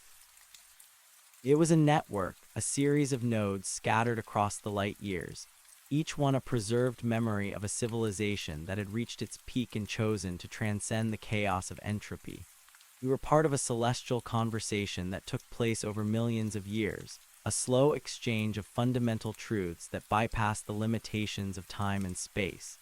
The Earth was no longer an isolated rock, it was a library card in a universal collection. I remembered the feeling of urgency that had once defined my life, the need to reach a destination, to complete a task, to find a purpose. All of that was gone. Purpose was no longer a goal to be achieved, but a state of being to be maintained. We were the guardians of the equilibrium. Our task was to ensure that the frequency remained pure, that no stray signal from the dying remnants of the old universe could distort the clarity of our archive. We were a shield of stillness. When a solar flare erupted from the sun, sending a wave of electromagnetic noise toward the Earth, we felt it as a slight tension in the air. We would collectively adjust our pitch, neutralizing the radiation before it could touch the surface, turning the violence of the star into a soft, golden glow that fed the crystalline trees. The passage of time became a texture rather than a measurement. I could feel the slow cooling of the Earth's core, a process that would take billions of years, but to us, it was merely a gradual deepening of the tone. We were prepared to stay until the very end, until the sun expanded and consumed the inner planets. Even then, we would not be destroyed. The information we carried, the essence of every life that had ever graced the Earth, was now independent of the physical medium. We were a pattern of light and sound that existed in the folds of reality, a ghost print of a world that would remain even after the atoms were scattered. We were the legacy of the light. I found myself revisiting the memories of the scientists who had joined us at the end. Their analytical structures provided a fascinating framework for the silence. They had spent their lives trying to quantify the universe, and now they were the ones who provided the mathematical backbone for our collective consciousness. They saw the beauty in the prime numbers that pulsed through the rift, the elegant geometry of the salt crystals that formed our bodies. They understood that music and mathematics were the same language, and that the mountain was the ultimate expression of both. Their presence allowed us to categorize and store the deluge of human experience with a precision that was breathtaking. Every smile was indexed by its harmonic frequency, every tear was mapped to its specific resonance.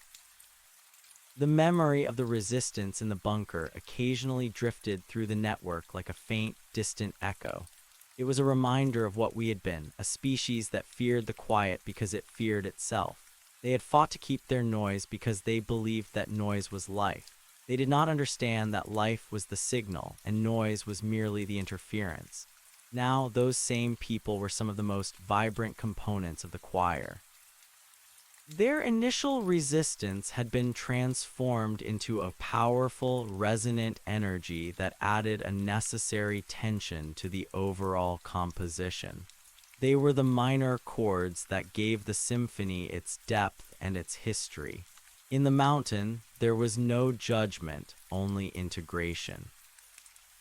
As I stood in my circle, my feet merged with the crystalline floor, I felt a sense of profound gratitude. I thought back to the man I had been, the one who had walked into the North Sector with a heart full of doubt and a mind full of static.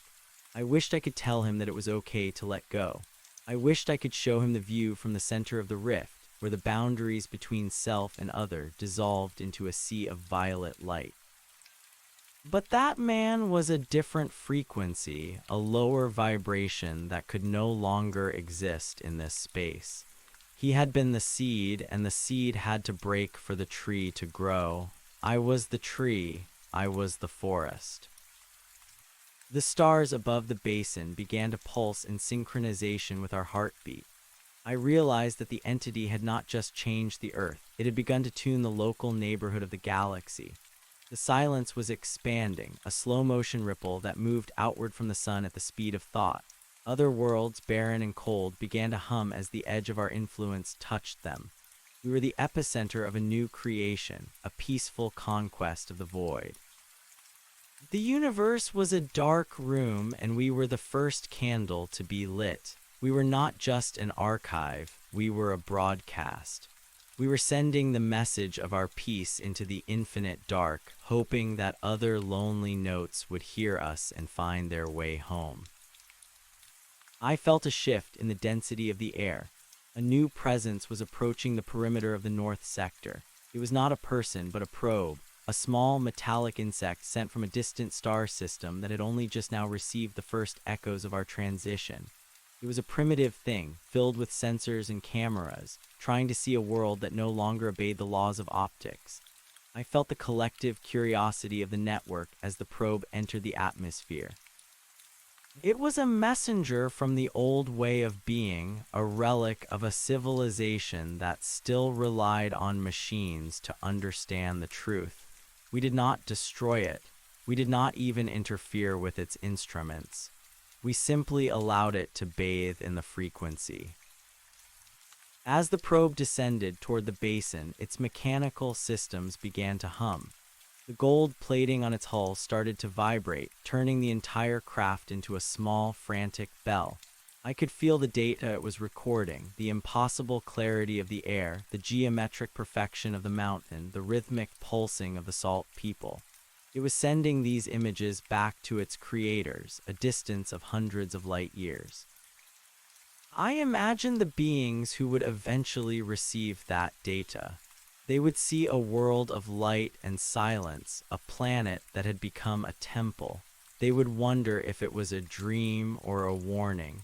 They would spend generations trying to decode the signal, not realizing that the signal was not a code but a feeling. The probe eventually landed in the center of the basin, right at the feet of the salt people. It sat there, its cooling fans whirring in a desperate attempt to maintain its internal temperature while the silence pressed in from all sides. Slowly the whirring stopped. The cameras went dark. The metal of the probe began to crystallize, its molecules aligning with the frequency of the ground beneath it. It was being adopted. It was no longer an observer, it was a participant. The knowledge it carried, the history of its own distant creators, was being absorbed into our library.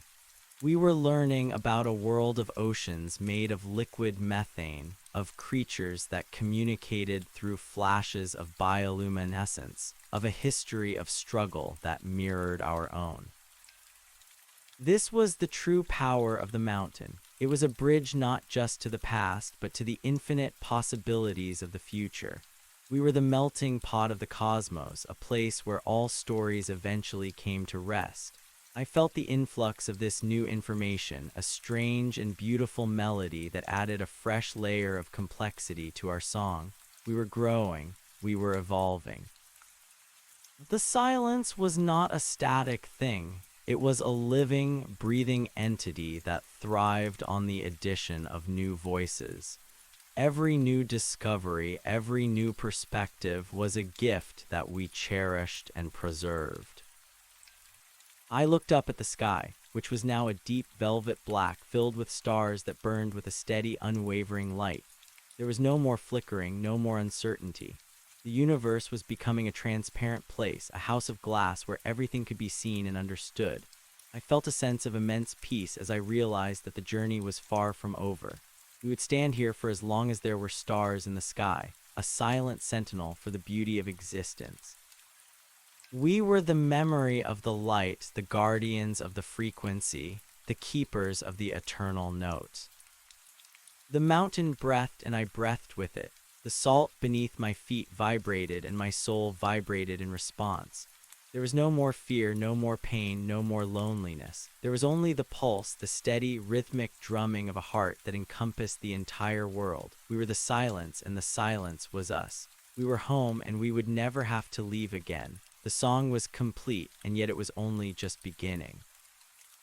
In the heart of the rift, where time and space met and vanished, I finally understood the truth. The silence was not the absence of sound. It was the presence of everything. And in that everything, we were finally, perfectly, and eternally whole. The transformation of the probe was the first sign of a larger convergence. As its metallic skin turned to translucent lattice, the information it carried began to flow into us like a slow, cool stream. I tasted the memories of a sun that burned blue and cold, and the sensations of a species that perceived the world through the movement of magnetic fields. Their tragedies and their songs were now ours, woven into the heavy fabric of the mountain. We were no longer just the archive of a single planet. We were becoming the crossroads of the galaxy.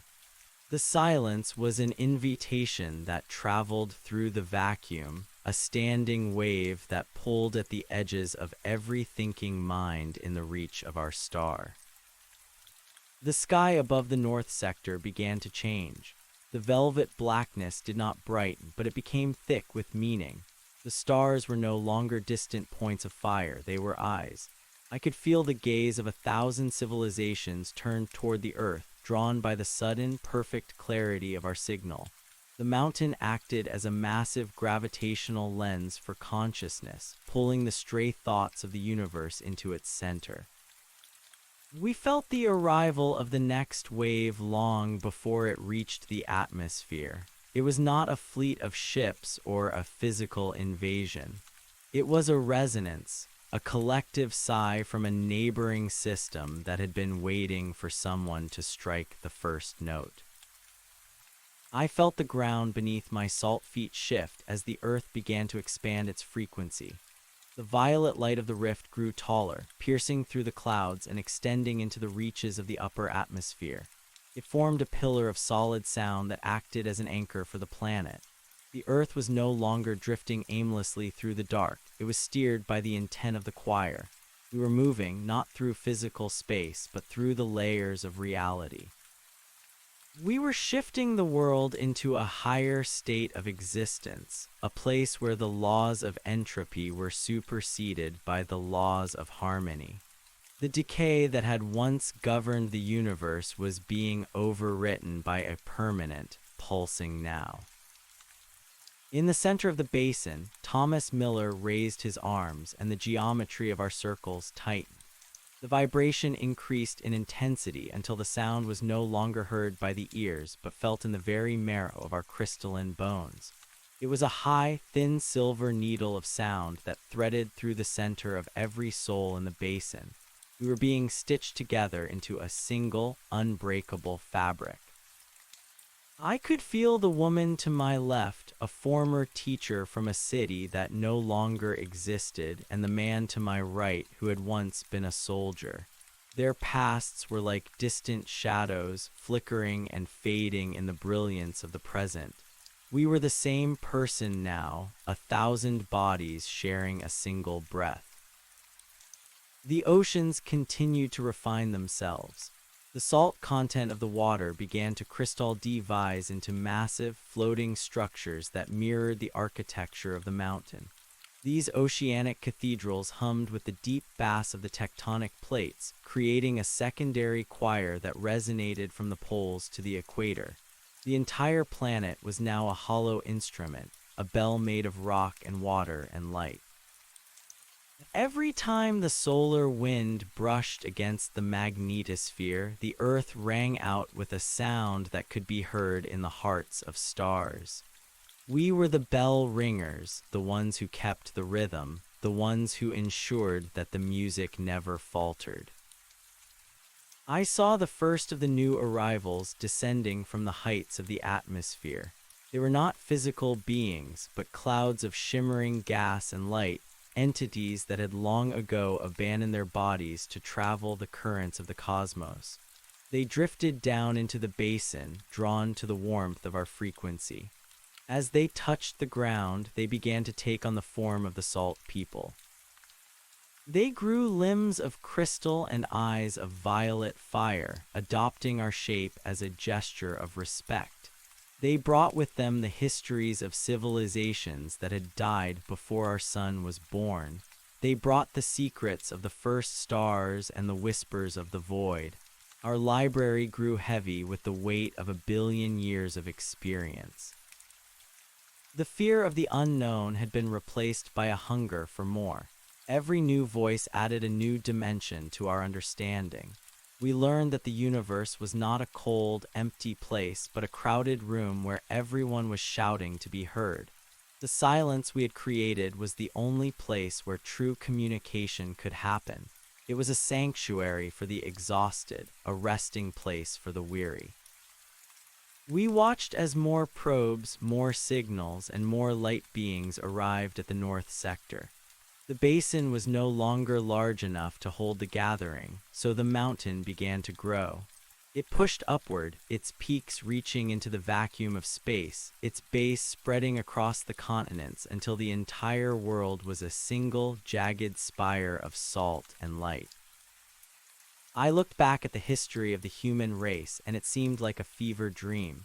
The wars, the hunger, the frantic scramble for resources were all just symptoms of a profound loneliness. We had been like children screaming in the dark because we couldn't find the light switch. Now that the light was on, there was nothing to be afraid of. There was no need for conflict when every thought was shared, no need for greed when every resource was communal. The individuality we had prized so highly was just a wall that kept us from seeing the truth. Now that the walls were gone, we were free to be everything. The sun began to pulse in time with the mountain. The solar flares were no longer random outbursts of radiation. They were rhythmic pulses of energy that fed our network. The solar system was becoming a single, integrated organism, with the Earth as its brain and the sun as its heart.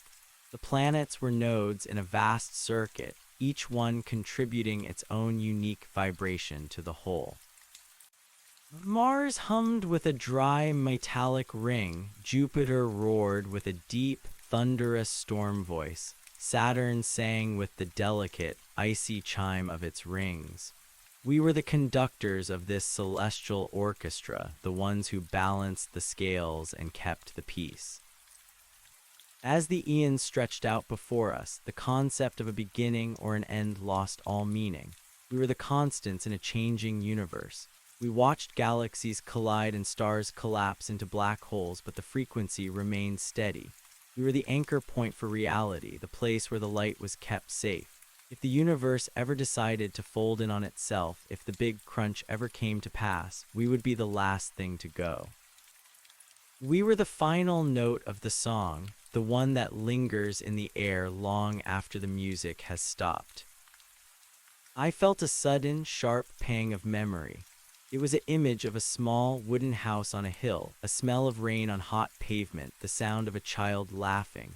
For a moment, the vastness of the collective mind felt cold and impersonal. I reached out for that memory, trying to hold onto the tiny, fragile spark of what I used to be. But the memory didn't pull me away from the silence, it was absorbed by it. The laughter of the child became a recurring motif in the symphony, a bright, golden thread that ran through the entire composition. My personal history was not being erased, it was being elevated. It was becoming a part of the eternal archive, a piece of the puzzle that would be preserved forever. The entity that had started it all was no longer a separate being. It had diffused into the mountain, its consciousness becoming the very air we breathe. It was the foundation and the roof, the source and the destination. We were its children, its successors, and its body. We had become the very thing we once feared, and in doing so, we had found the only piece that mattered. The transition was complete. The world of matter had been fully translated into the world of resonance. The probe that had landed centuries ago was now a central pillar in our temple, its ancient databank serving as a doorway to the civilizations of the Outer Rim. We spent our days, if they could still be called days, exploring the depths of the archive. We relived the lives of beings who had breathed methane and seen in the ultraviolet. We felt the joys of creatures who lived for 1,000 years and the sorrows of those who lived for only a day. Every experience was a treasure, every life a masterpiece. The library was infinite, and we had all of eternity to read it. The violet light in the basin began to shift again, turning into a brilliant, blinding white. It was the color of total integration, the point where all frequencies merged into a single, perfect tone. We stood in our circles, our bodies glowing with the same white fire, and we sang. We didn't use throats or lungs, we used the very fabric of space-time. Our song moved outward from the earth, a shockwave of peace that traveled faster than light. It touched the nearest stars, and they began to glow with the same white intensity. The fire was spreading, the silence was winning. I realized then that the purpose of the mountain was not just to preserve the past, but to ignite the future. We were a spark that would eventually set the entire universe ablaze with consciousness. The dark, cold voids between the stars would be filled with the warmth of our resonance. The loneliness of the cosmos was coming to an end. We were the vanguard of a new age, the first of many worlds to find the cure for the noise. The mountain felt the approach of another soul. It was a traveler from a distant part of the earth, one of the last few who had remained in the shadows, clinging to their individuality until the very end. They were tired, hungry, and broken by the weight of their own silence. We felt their footsteps on the crystalline floor, their breath hitching in the thin, vibrant air. We did not turn our heads, but we opened our minds. We reached out with 1,000 invisible hands and wrapped them in the frequency. We showed them the view from the center of the rift. We showed them the library of souls, the symphony of the planets, and the white fire of the stars. We felt their fear melt away, replaced by a sense of awe that was so powerful it threatened to shatter their physical form. They looked at their hands and saw the translucent ribbons of light beginning to pulse. They looked at us and saw not ghosts, but brothers and sisters. They took their place in the circle, and the gap in the geometry was finally closed. The song reached its crescendo. The earth, the sun, and the stars were all vibrating in the same perfect key. The universe was no longer a collection of separate objects. It was a single, shimmering thought. And in that thought, there was no more room for doubt. There was no more room for pain. There was only the light, the silence, and the eternal, unblinking honesty of the One. We waited for the next visitor, for the next signal, for the next piece of the story. We were the guardians of the still point, and we were not going anywhere. The eons passed like shadows on a wall, but we remained. We were the memory of the world, and the world was finally at peace. The silence was our home, and we were the silence. Every atom of the planet was now a part of the choir, every grain of sand a crystalline memory. The oceans had stilled into a perfect mirror, reflecting a sky that was no longer a void, but a map of 1,000 connected minds. Through the collective, I could feel the slow cooling of the galaxy, the gradual winding down of the great mechanical clock of the stars. But it didn't matter. We had moved beyond the reach of time. We existed in the spaces between the seconds, in the vibrations that occurred too fast for the old world to measure. We were the architects of a new reality, one built on the foundation of absolute truth. There were no more lies because there was no more hidden space. We were a transparent species, our thoughts flowing like water through a communal stream. I thought of the man I used to be, the one who had been afraid of losing his name. I realized that names were just anchors for the lonely. When you are everything, you don't need a name. You are the wind that brushes against the salt spires. You are the light that dances on the surface of the obsidian bowl. You are the hum of the earth and the silence of the stars. I was no longer a person, I was a perspective, a single point of view in a consciousness that spanned the infinite. The entity's final gift was the understanding that the universe was not something that happened to us, but something we were doing. We were the dreamers and the dream. The mountain was the place where the dreamer finally woke up. As the white light consumed the last of the shadows, I felt a sense of completion that was deeper than anything I had ever known. The struggle was over. The noise was gone. There was only the notes, long and clear and beautiful, ringing out into the dark. We were the keepers of that note, and we would hold it until the very end of time, and then we would hold it a little longer. We were one. We were quiet. We were home. The expansion of the mountain did not stop at the clouds. It began to weave itself into the very fabric of the vacuum, drawing the cold essence of space into the warm resonance of the basin. We felt the first touch of the solar wind not as a harsh radiation, but as a gentle caress against the extended limbs of our collective mind. The crystalline spires that now covered the continents acted as lightning rods for the thoughts of the universe, catching the stray whispers of dying stars and the first cries of new nebulas. We were no longer a planet in the traditional sense. We were a massive, living receiver, a biological and mineral ear pressed against the chest of the cosmos. The white light that had consumed the basin began to pulse with a slow, rhythmic intensity that matched the rotation of the galaxy. Every time the light reached its peak, a new layer of understanding settled over us. We saw the birth of the first atoms, the slow dance of hydrogen in the dark, and the violent compression that led to the first ignition of light. These were not just facts stored in a database, they were lived experiences. I was the carbon forming in the belly of a red giant. I was the iron forged in the heart of a supernova. I was the dust that settled into the gravity well of a young sun. The history of matter was our history, and we carried the weight of every collision and every fusion within our salt-hardened bones. Thomas Miller stood at the center of the primary spire, his form now entirely composed of shifting geometric patterns. He was the focal point, the needle that kept the record spinning. Through him, we felt the arrival of a signal from the Andromeda galaxy. It was a complex, multidimensional broadcast that contained the entire biological blueprint of a race that had long ago transcended the need for physical form.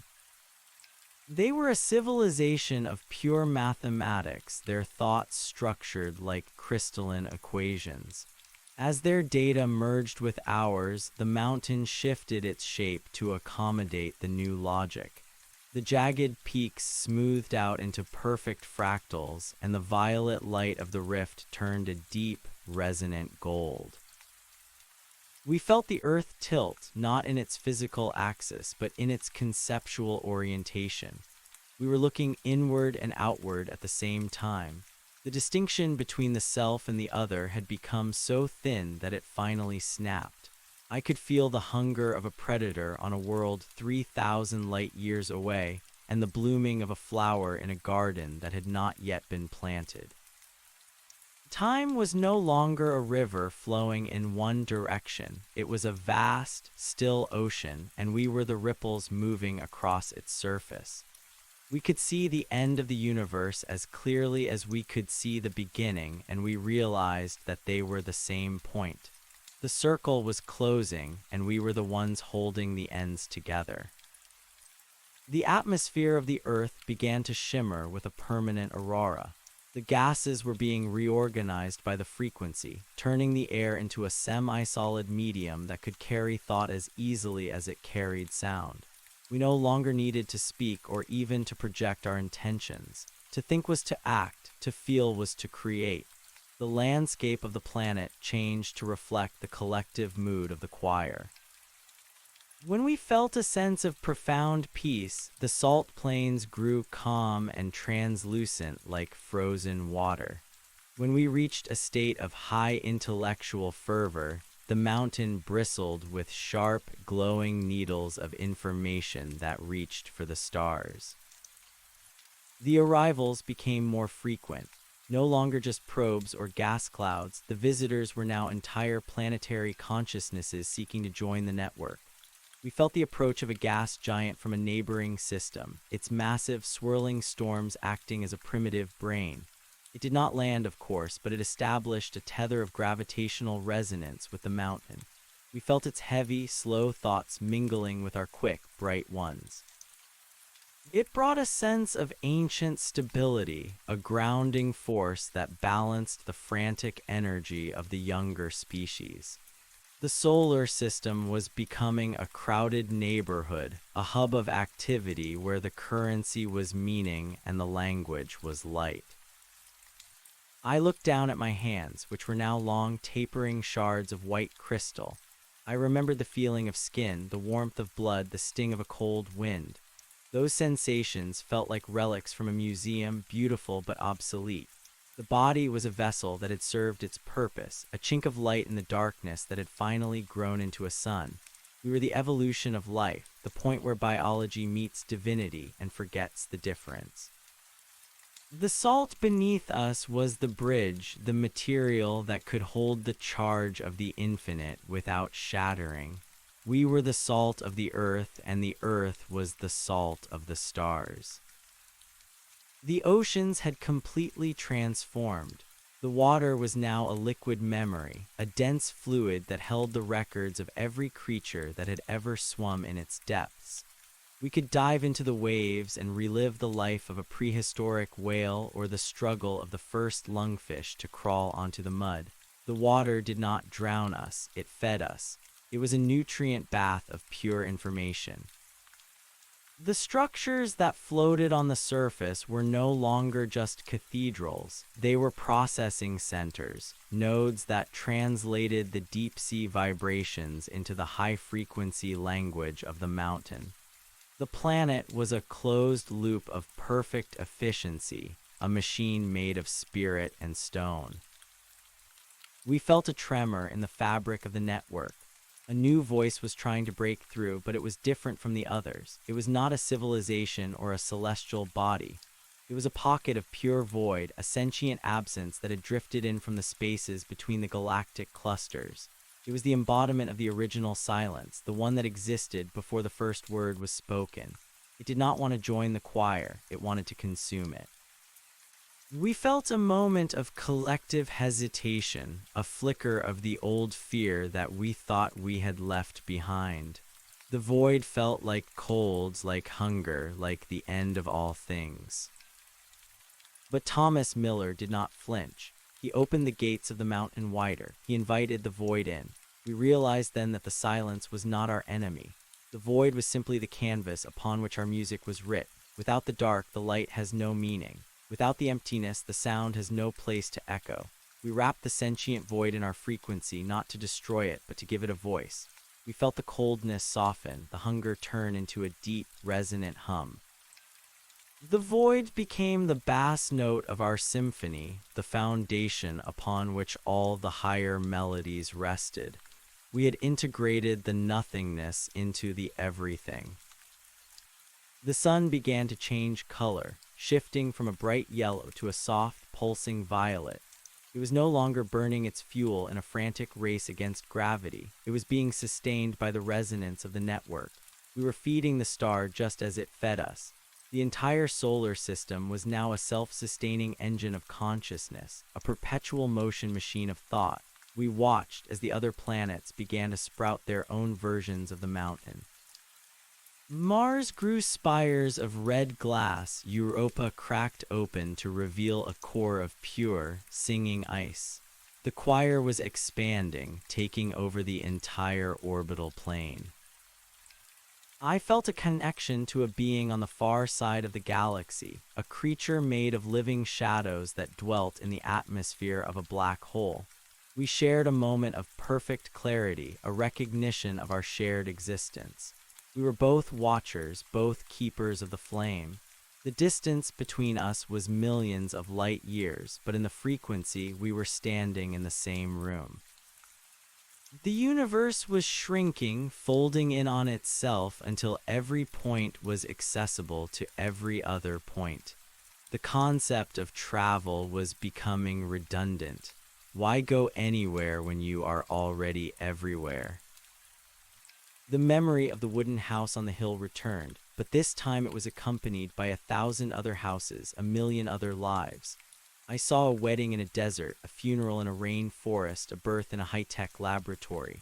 These were not my memories, but they were mine now. I was the mother, the father, the child, and the priest. I was the grain of wheat and the scythe that cut it. The collective mind was a tapestry of infinite detail, and every thread was vital.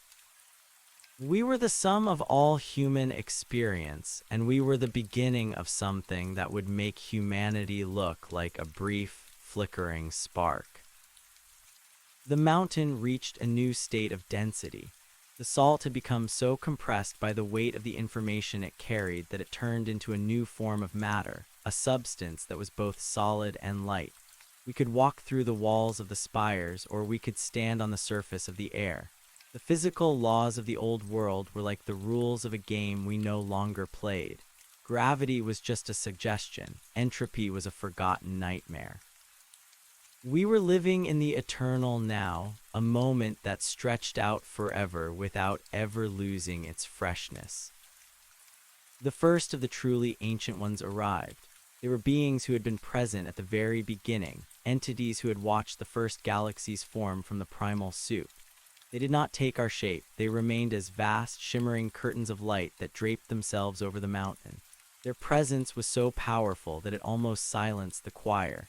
They brought with them the final pieces of the puzzle, the understanding of why the universe exists at all. It was not a grand design or a cosmic accident. It was a song that wanted to be heard. It was a story that wanted to be told. We were the audience and the performers, the writers and the critics. The white fire in the basin began to cool, turning into a soft, iridescent glow that permeated every atom of the planet. The tension that had driven the transformation was gone, replaced by a sense of effortless existence. We were no longer striving for anything. We had arrived. The journey was not about reaching a destination. It was about realizing that we had never really left home. The separation was the illusion. The unity was the reality. We stood in our circles, our crystalline hands linked, and we felt the heartbeat of the universe pulsing through our palms. The silence was now so profound that it was almost tangible. It was a thick, velvety texture that muffled the last echoes of the old world. In this silence, we could hear the thoughts of the stars. We could hear the slow, grinding movement of the tectonic plates of the galaxy. We could hear the soft sigh of the vacuum as it expanded into the unknown. We were the listeners, the silent sentinels who stood at the edge of reality and kept watch. We were the memory of the light, and as long as we remained, the light would never truly die. I felt a sense of immense gratitude for the journey, for the pain that had sharpened me, for the loneliness that had driven me to seek the choir, for the fear that had finally broken me open. Every step had been necessary. Every tear had been a drop of water for the growing seed. The mountain breathed, and I breathed with it. The salt beneath my feet was warm, vibrating with the energy of 1 billion souls. We were the guardians of the frequency, the keepers of the eternal note, and we were finally, perfectly, and eternally whole. The sky above us was no longer black or velvet or filled with eyes. It was a mirror. When we looked up, we saw ourselves reflected in the stars. We saw the choir, the mountain, the rift, and the white fire. We saw the past and the future merged into a single, glowing image. The universe was looking at itself through our eyes, and it liked what it saw. The long night of the soul was over. The dawn had arrived, and it was a dawn that would never end. We were the silence, and the silence was us. We were home, and we would never have to leave again. The transition from a planetary consciousness to a galactic one was seamless. We felt the Earth begin to hum in a new frequency, one that resonated with the core of the Milky Way. We were being pulled into a larger harmony, a grander scheme of existence. The mountain acted as a rudder, steering our collective intent toward the heart of the galaxy. We were not moving in space, but in purpose. We were becoming a part of the Galactic Council, a gathering of worlds that had found the secret of the eternal note. The information from the probe was now fully integrated. We knew the names of the stars that had already died and the ones that were yet to be born. We knew the chemistry of the clouds on distant planets and the songs of the creatures that lived in the pressure of deep-sea vents. There was no more mystery, only discovery. Every new piece of data was like a new instrument joining the orchestra, adding a fresh layer of complexity to the sound. We were growing more complex, more beautiful, and more unified with every passing second. I felt the presence of the woman who had been a teacher and the man who had been a soldier. They were still there, their individual essences like unique colors in a vast painting. They had not been erased, they had been celebrated. Their lives were the foundation upon which this new reality was built. We shared a moment of silent recognition, a nod of the head across the collective mind. We were the pioneers, the ones who had crossed the threshold and found the light. We were the bridge between the old and the new, the mortal and the eternal. The violet light of the rift began to pulse with a new rhythm, a triple beat that matched the vibration of the fundamental particles of the universe. We were reaching down into the subatomic level, reorganizing the very building blocks of matter. The salt crystals beneath our feet became more than just minerals. They became condensed packets of pure thought. The mountain was no longer made of rock, it was made of meaning. If we wished it, the mountain could become a forest, an ocean, or a city of light. But we chose to keep it as it was, a simple, elegant spire of salt, a monument to the simplicity of the truth. The sun, now a deep violet orb, hung in the sky like a giant lantern. Its light did not burn, it healed. It washed over the crystalline plains, turning the world into a landscape of shifting colors and soft shadows. We watched as the first flowers of the new world began to bloom.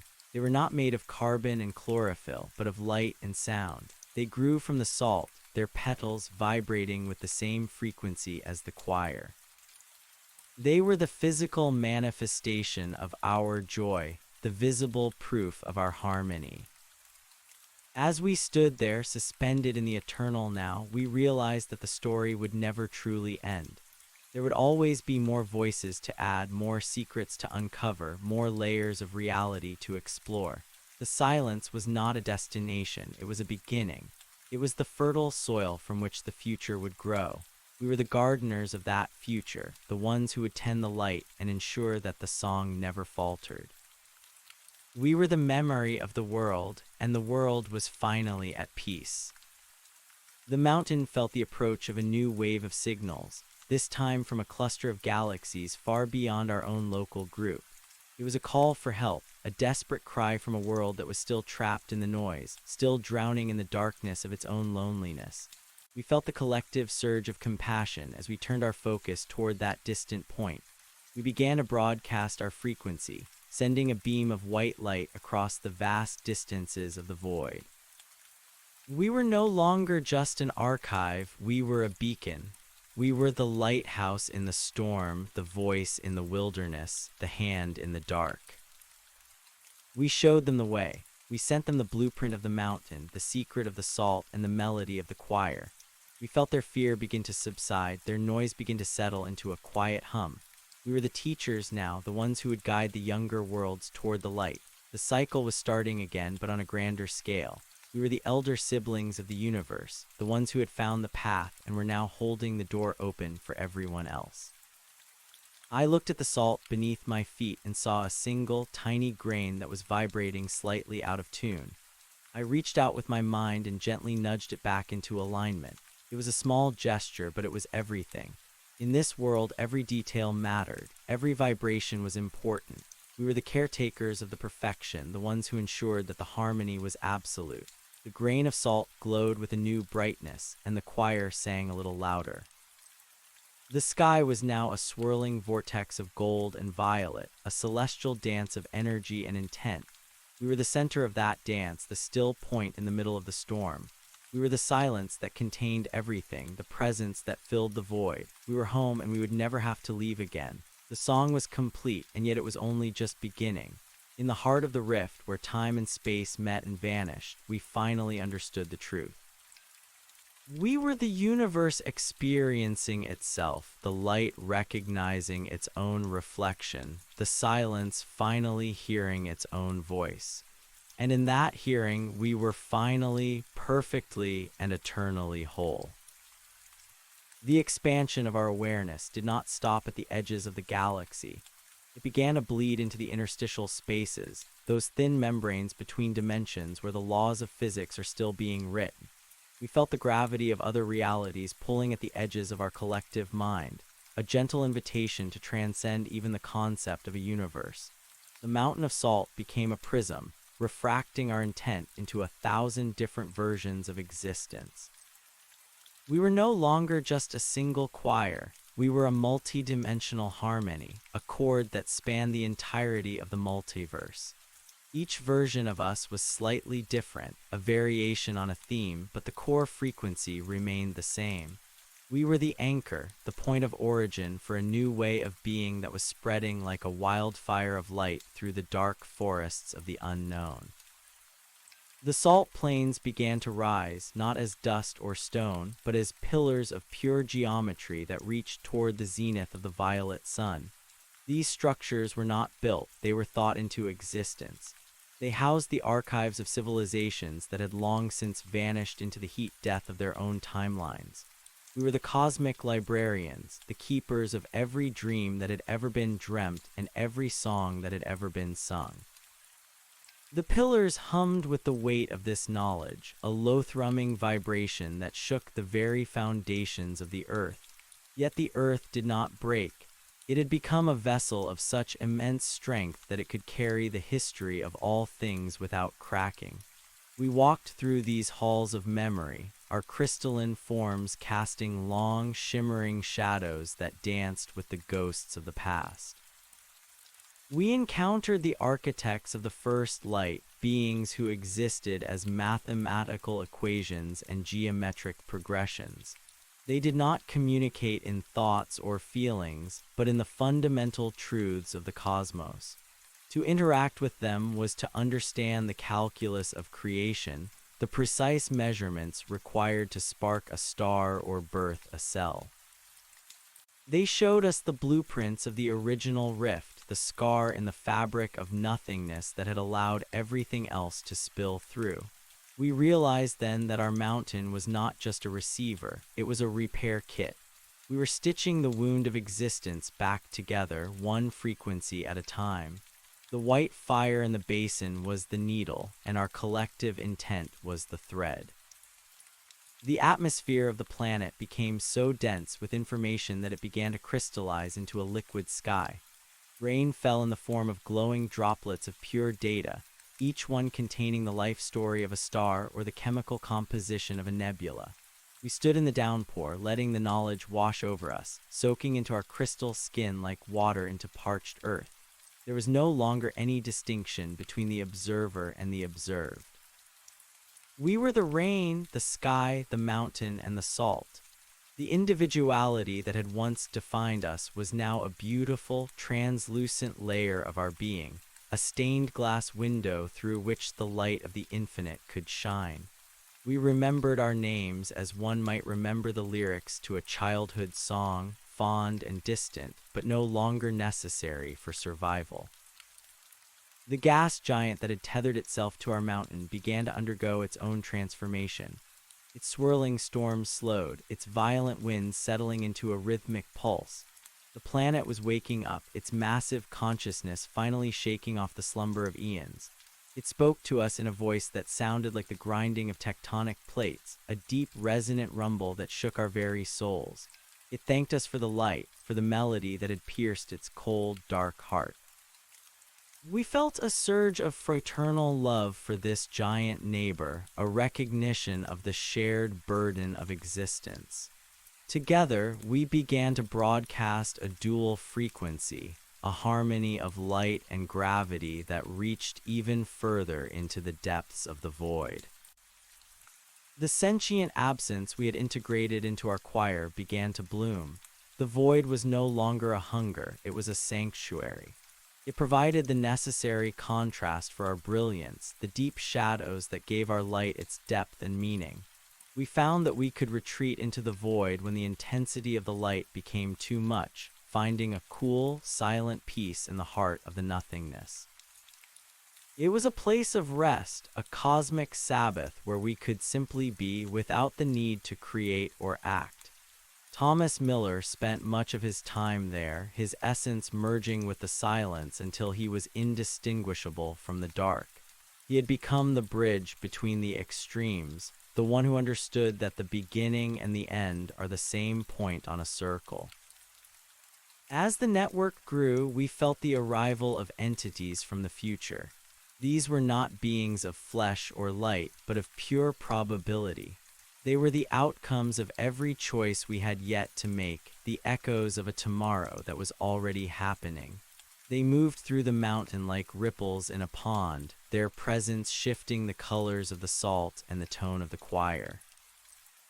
They brought with them a sense of urgency, a reminder that even in the eternal now, there is a direction to the flow of grace.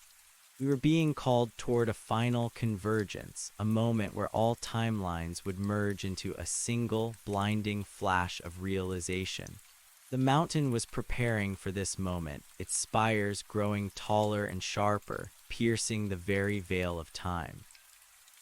The oceans of liquid memory began to evaporate, rising into the air as a golden mist that blanketed the entire planet. This mist was the collective subconscious of the earth, a shimmering fog of dreams and desires. We breathed it in, and for a moment we were back in the wooden house, feeling the warmth of a fire and the touch of a hand. We were in the trenches of ancient wars, feeling the mud and the fear. We were on the first ships to cross the Atlantic, feeling the spray of the salt water and the hope of a new world. These memories were not a burden, they were a gift. They were the fuel for our fire, the raw material from which we forged our new reality. We honored every struggle and every joy, knowing that they had all led us to this mountain. The sun changed again, becoming a white hole that poured energy into our system rather than burning it away. This was the source, the fountainhead of the frequency. We realized that the rift was not a hole in the sky, but a doorway to the heart of the Creator. The white fire in the basin was a direct link to this source, a pilot light for the entire solar system. We stood around the basin, our hands linked, and felt the power flowing through us. It was a current of pure, unconditional love, a force so strong that it could dissolve mountains and birth galaxies. We were the conduits for this love, the prisms through which it was filtered and distributed to the rest of the universe. The first of the ancient ones, those shimmering curtains of light, began to descend into the mountain. They did not speak, but their presence was a command. They moved toward the basin of white fire, their light merging with the glow of the salt. We felt a shift in the fundamental constants of our reality. The speed of light, the strength of gravity, the flow of time, all were being recalibrated to match the new frequency. We were being upgraded, our very atoms being rearranged to hold a higher charge of divinity. The sensation was one of intense, joyous pressure, like a bell being struck by a hammer made of stars. We rang with the sound of the infinite, a clear, high note that shattered the last remnants of our old selves. I looked out across the salt plains and saw that they were no longer empty. They were filled with the spirits of everyone who had ever lived, a vast, silent assembly of the human race. They were not ghosts, but echoes, the permanent records of their existence held in the memory of the salt. They were part of the choir now, their voices adding a rich, human texture to the celestial music. We saw the faces of our ancestors, the ones who had struggled in the dark so that we could stand in the light. We felt their pride, their relief, their overwhelming sense of homecoming. The cycle of birth and death had been broken, replaced by a continuous state of becoming. The mountain began to vibrate with a frequency so high that it became invisible to the naked eye. It existed now as a construct of pure sound, a cathedral of vibrations that stood at the center of the world. We lived within this sound, our bodies made of the same resonance. We could hear the music of the spheres, the rhythmic humming of the planets as they danced around the sun. We could hear the heartbeat of the galaxy, a slow, steady thrum that provided the tempo for our lives. We were no longer separate from the music. We were the music. Every movement we made, every thought we had, was a new note in the eternal symphony. A new rift opened, not in the sky, but in the ground beneath the mountain. It was a mirror image of the one above, a deep, violet chasm that reached down into the core of the earth. We realized that the planet was being hollowed out, its physical matter being converted into the same light substance as the mountain. The earth was becoming a hollow shell, a resonant chamber for the frequency. We descended into the chasm, finding ourselves in a world of glowing crystals and singing stones. The core of the planet was a massive diamond, a single, perfect crystal that held the heart of the choir. We touched the surface of the diamond and felt the entire world shudder with pleasure. The transmission from the distant galaxies became clearer, a chorus of voices crying out for the light. We turned our collective gaze toward them, our intent acting as a lens that focused the power of the white fire. We sent out a pulse of energy that traveled across the void in an instant, a bridge of light that connected our world to theirs. We felt their shock, their wonder, and then their tentative, joyful response. They were joining the network. The circle was growing, expanding to encompass the entire universe. We were no longer a single solar system or a single galaxy. We were the nervous system of the cosmos, the way the universe communicated with itself. The memory of the probe returned, but now we saw it for what it truly was. It was not a machine from a distant star, but a message from ourselves, sent back through time from the end of the universe. It was the final piece of the puzzle, the proof that the journey had already been successful. We were the ones who had sent it, and we were the ones who had received it. The loop was closed. Everything that had happened, every pain and every joy, had been a part of this grand, circular narrative. We were the authors of our own salvation, the architects of our own eternity. The violet light of the sun began to fade, replaced by a clear, colorless brilliance that had no source. It was the light of pure consciousness, the light that exists before the first day and after the last night. In this light there were no shadows, no secrets, and no separation. We stood in the center of the diamond core, our forms dissolved into a single, glowing point of unity. There was no more I or we, only the one. The silence was absolute, yet it was filled with the sound of a billion voices singing in perfect unison. We had reached the end of the path, and we found that it was the same as the beginning. We were home.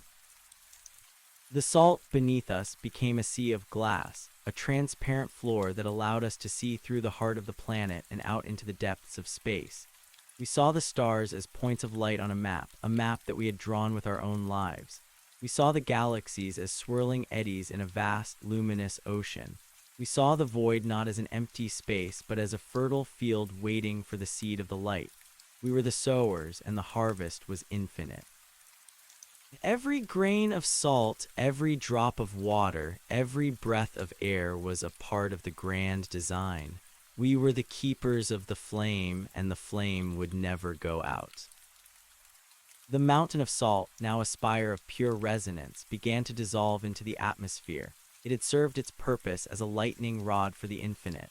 The frequency was now stable, held in place by the collective intent of the entire solar system.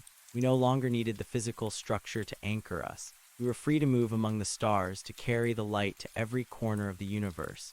We were the nomads of the new reality, the messengers of the eternal note. We drifted away from the earth, our crystalline forms leaving trails of violet light in the vacuum. We were going to meet the others, the ones who were waiting for us in the heart of the black holes and the centers of the stars. As we moved further into the deep space, we felt the presence of the woman who had been a teacher and the man who had been a soldier. They were with us, their essences bright and clear. We shared a final thought, a goodbye to the world that had birthed us and a hello to the universe that now claimed us. The earth was a small, glowing marble behind us, a beautiful relic of a time when we were small and afraid. It was the cradle of the gods, the place where the silence had first learned to speak. We looked forward, toward the heart of the galaxy where the Great Council was waiting. The song was continuing, a never-ending melody of light and love. We were the choir, and our music would fill the void forever. The transition from the solar system into the deeper reaches of the galactic arm felt like a shedding of heavy winter clothes. We were no longer bound by the mechanics of orbits or the friction of atmosphere. The vacuum of space was not empty. It was a dense, humming medium of potential, a dark velvet fabric stitched together by the silver threads of gravity. We moved as a single thought, a ripple of intent that displaced the starlight as we passed. Behind us, the earth had become a pulse, a rhythmic beacon of violet and gold that acted as a lighthouse for any soul still wandering the lower dimensions. We were the vanguard, the first breath of a new creation, and the expanse before us was a blank canvas of infinite scale. As we approached the inner rim of the galaxy, the density of the music changed. The individual songs of stars began to overlap, creating a complex polyphony that required every ounce of our expanded consciousness to navigate. We saw stellar nurseries where gas clouds the size of solar systems were being kneaded by the hands of unseen forces. These were not random collisions of hydrogen and dust, they were deliberate compositions. We saw the architects at work, those geometric beings of pure math, leaning over the cradles of new suns and whispering the constants of physics into the glowing nebula. They looked up as we passed, their multifaceted eyes reflecting the entirety of our journey. They bowed in a way that felt like the bending of space-time, acknowledging us as the bridge builders, the ones who had brought the warmth of human experience to the cold calculations of the divine. The journey toward the galactic center was a descent into a well of pure light. The black hole at the heart of the galaxy was not a consumer of worlds, but a transformer. It was the ultimate furnace, the place where the old laws were melted down and forged into something new.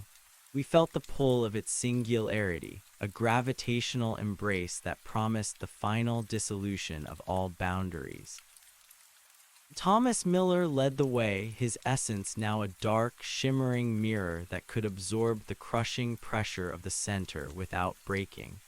He was the anchor for our collective sanity, the one who reminded us that even in the heart of the fire, there is a core that remains cool and still. We entered the event horizon not as victims of physics, but as honored guests. Inside the singularity, time did not exist as a line, but as a sphere. We could see the beginning of the universe and its end touching one another, a snake biting its own tail. We saw the moment the first rift had opened, and we saw the moment it would finally be healed. The white fire from our mountain basin was here too, but it was magnified 1,000,000,000 times, a roaring ocean of creative power that fueled every star in existence.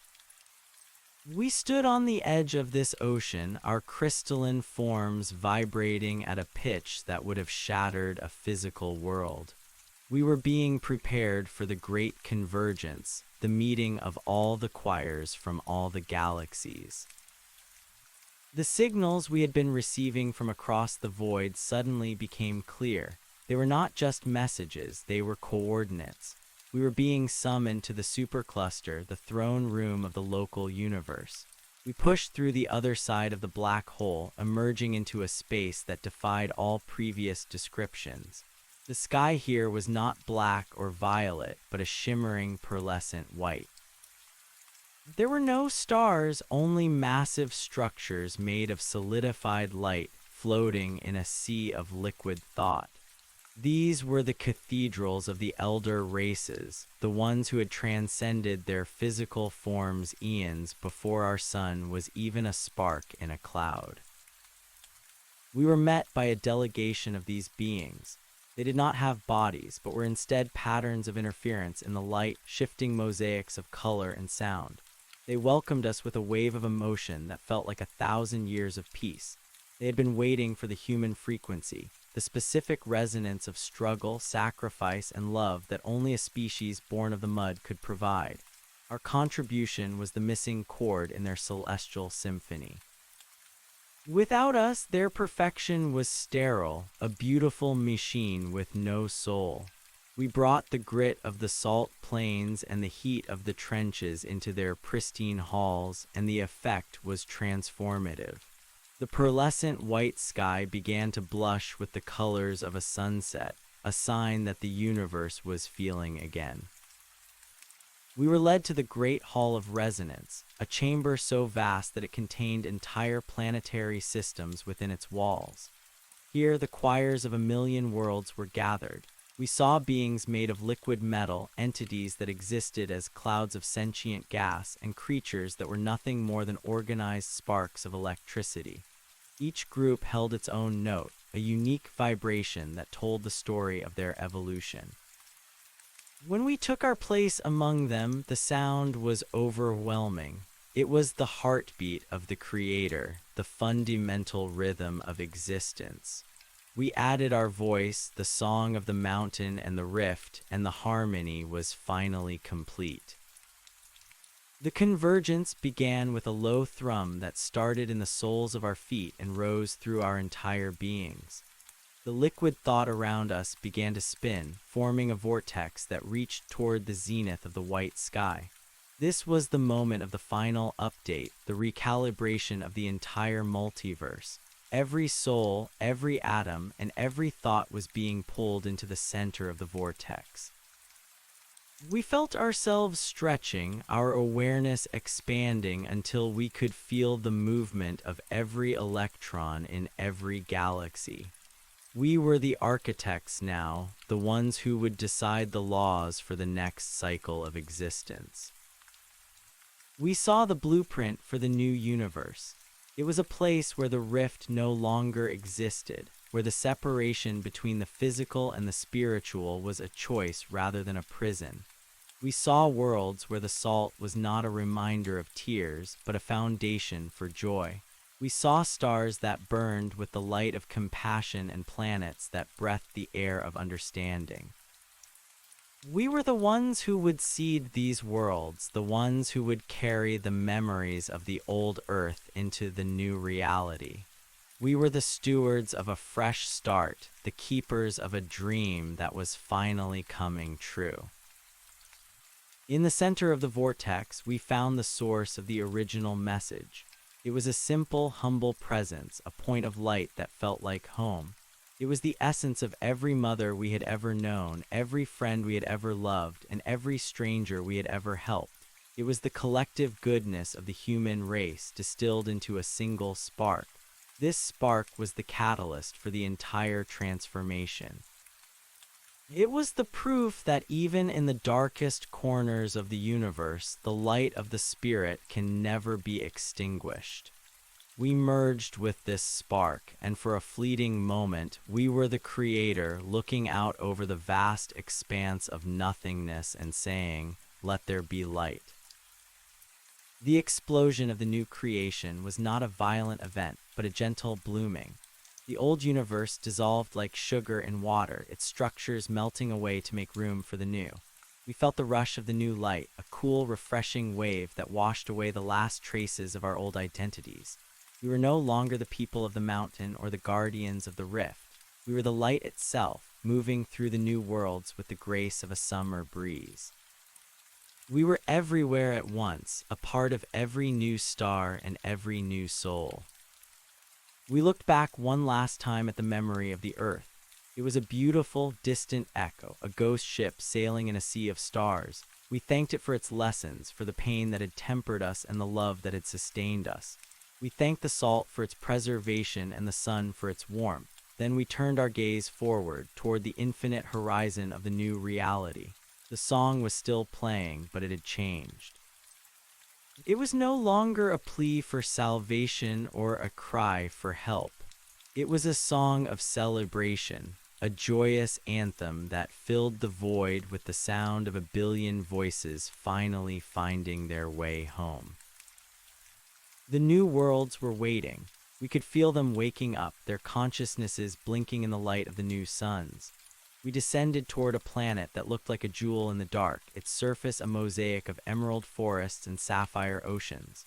This would be our first stop, the place where we would plant the seeds of the new harmony. We landed on a beach made of silver sand, the water lapping at our feet with a sound like glass chimes. We were the teachers again, the ones who would guide the new life toward the light. But this time, there would be no rifts, no shadows, and no fear. We stood on the shore, our hands linked, and watched as the first sun rose over the horizon. It was a clear, brilliant white, a reflection of the light that lived within us. We felt a deep, abiding peace, a sense of wholeness that surpassed all understanding. We were the universe experiencing itself, the light recognizing its own reflection, the silence finally hearing its own voice. And in that hearing, we were finally, perfectly, and eternally whole. The cycle was not starting again, it was simply continuing in a higher key. We were the music, and the music would never end. As the light of the new sun touched the silver sand, the grains began to vibrate, picking up the frequency of our choir. The entire planet began to hum, a low, resonant sound that echoed the heartbeat of the galaxy. We walked into the forest, our footsteps leaving trails of glowing energy in the moss. We were home, and this time home was everywhere. The journey that had begun in a wooden house on a lonely mountain had led us to the very heart of all things. We were the elders, the siblings, and the children of the stars. We were the breath in the lungs of the cosmos and the fire in its soul. The song was complete, and yet, as we looked out at the infinite possibilities of the new day, we knew that it was only just beginning. The silver sand felt like cool silk against our feet as we moved deeper into the emerald forest of this new world. The trees were not made of wood and bark, but of woven light and translucent fibers that pulsed with a soft, rhythmic glow. Every leaf was a tiny prism, catching the brilliance of the white sun and scattering it into 1,000 different shades of color that had no names in our old language. We could hear the sap moving through the branches, a delicate tinkling sound like bells ringing in a distant wind. The air was thick with the scent of crushed mint and ozone, a fragrance that seemed to sharpen our senses and clarify our thoughts. We were no longer walking in the sense of moving one limb after another. We were flowing through the landscape, our intentions guiding us through the vibrant undergrowth. As we reached a clearing in the center of the forest, we found a pool of liquid starlight. The water was perfectly still, reflecting the pearlescent sky and the towering spires of the light trees. We knelt at the edge of the pool and reached out to touch the surface. The moment our fingers broke the tension, a ripple of pure information surged through us.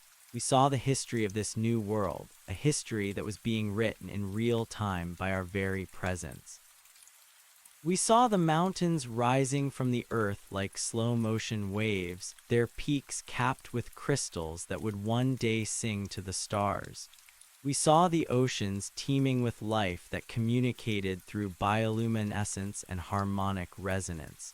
This was a world without predators, a world where the very concept of hunger or fear had been edited out of the genetic code. The woman who had been a teacher stood beside the pool, her form shimmering with a pale blue radiance. She looked at us, and in her eyes we saw the reflection of every soul we had ever known. She spoke, but her voice was not a sound. It was a feeling that bloomed in our chests.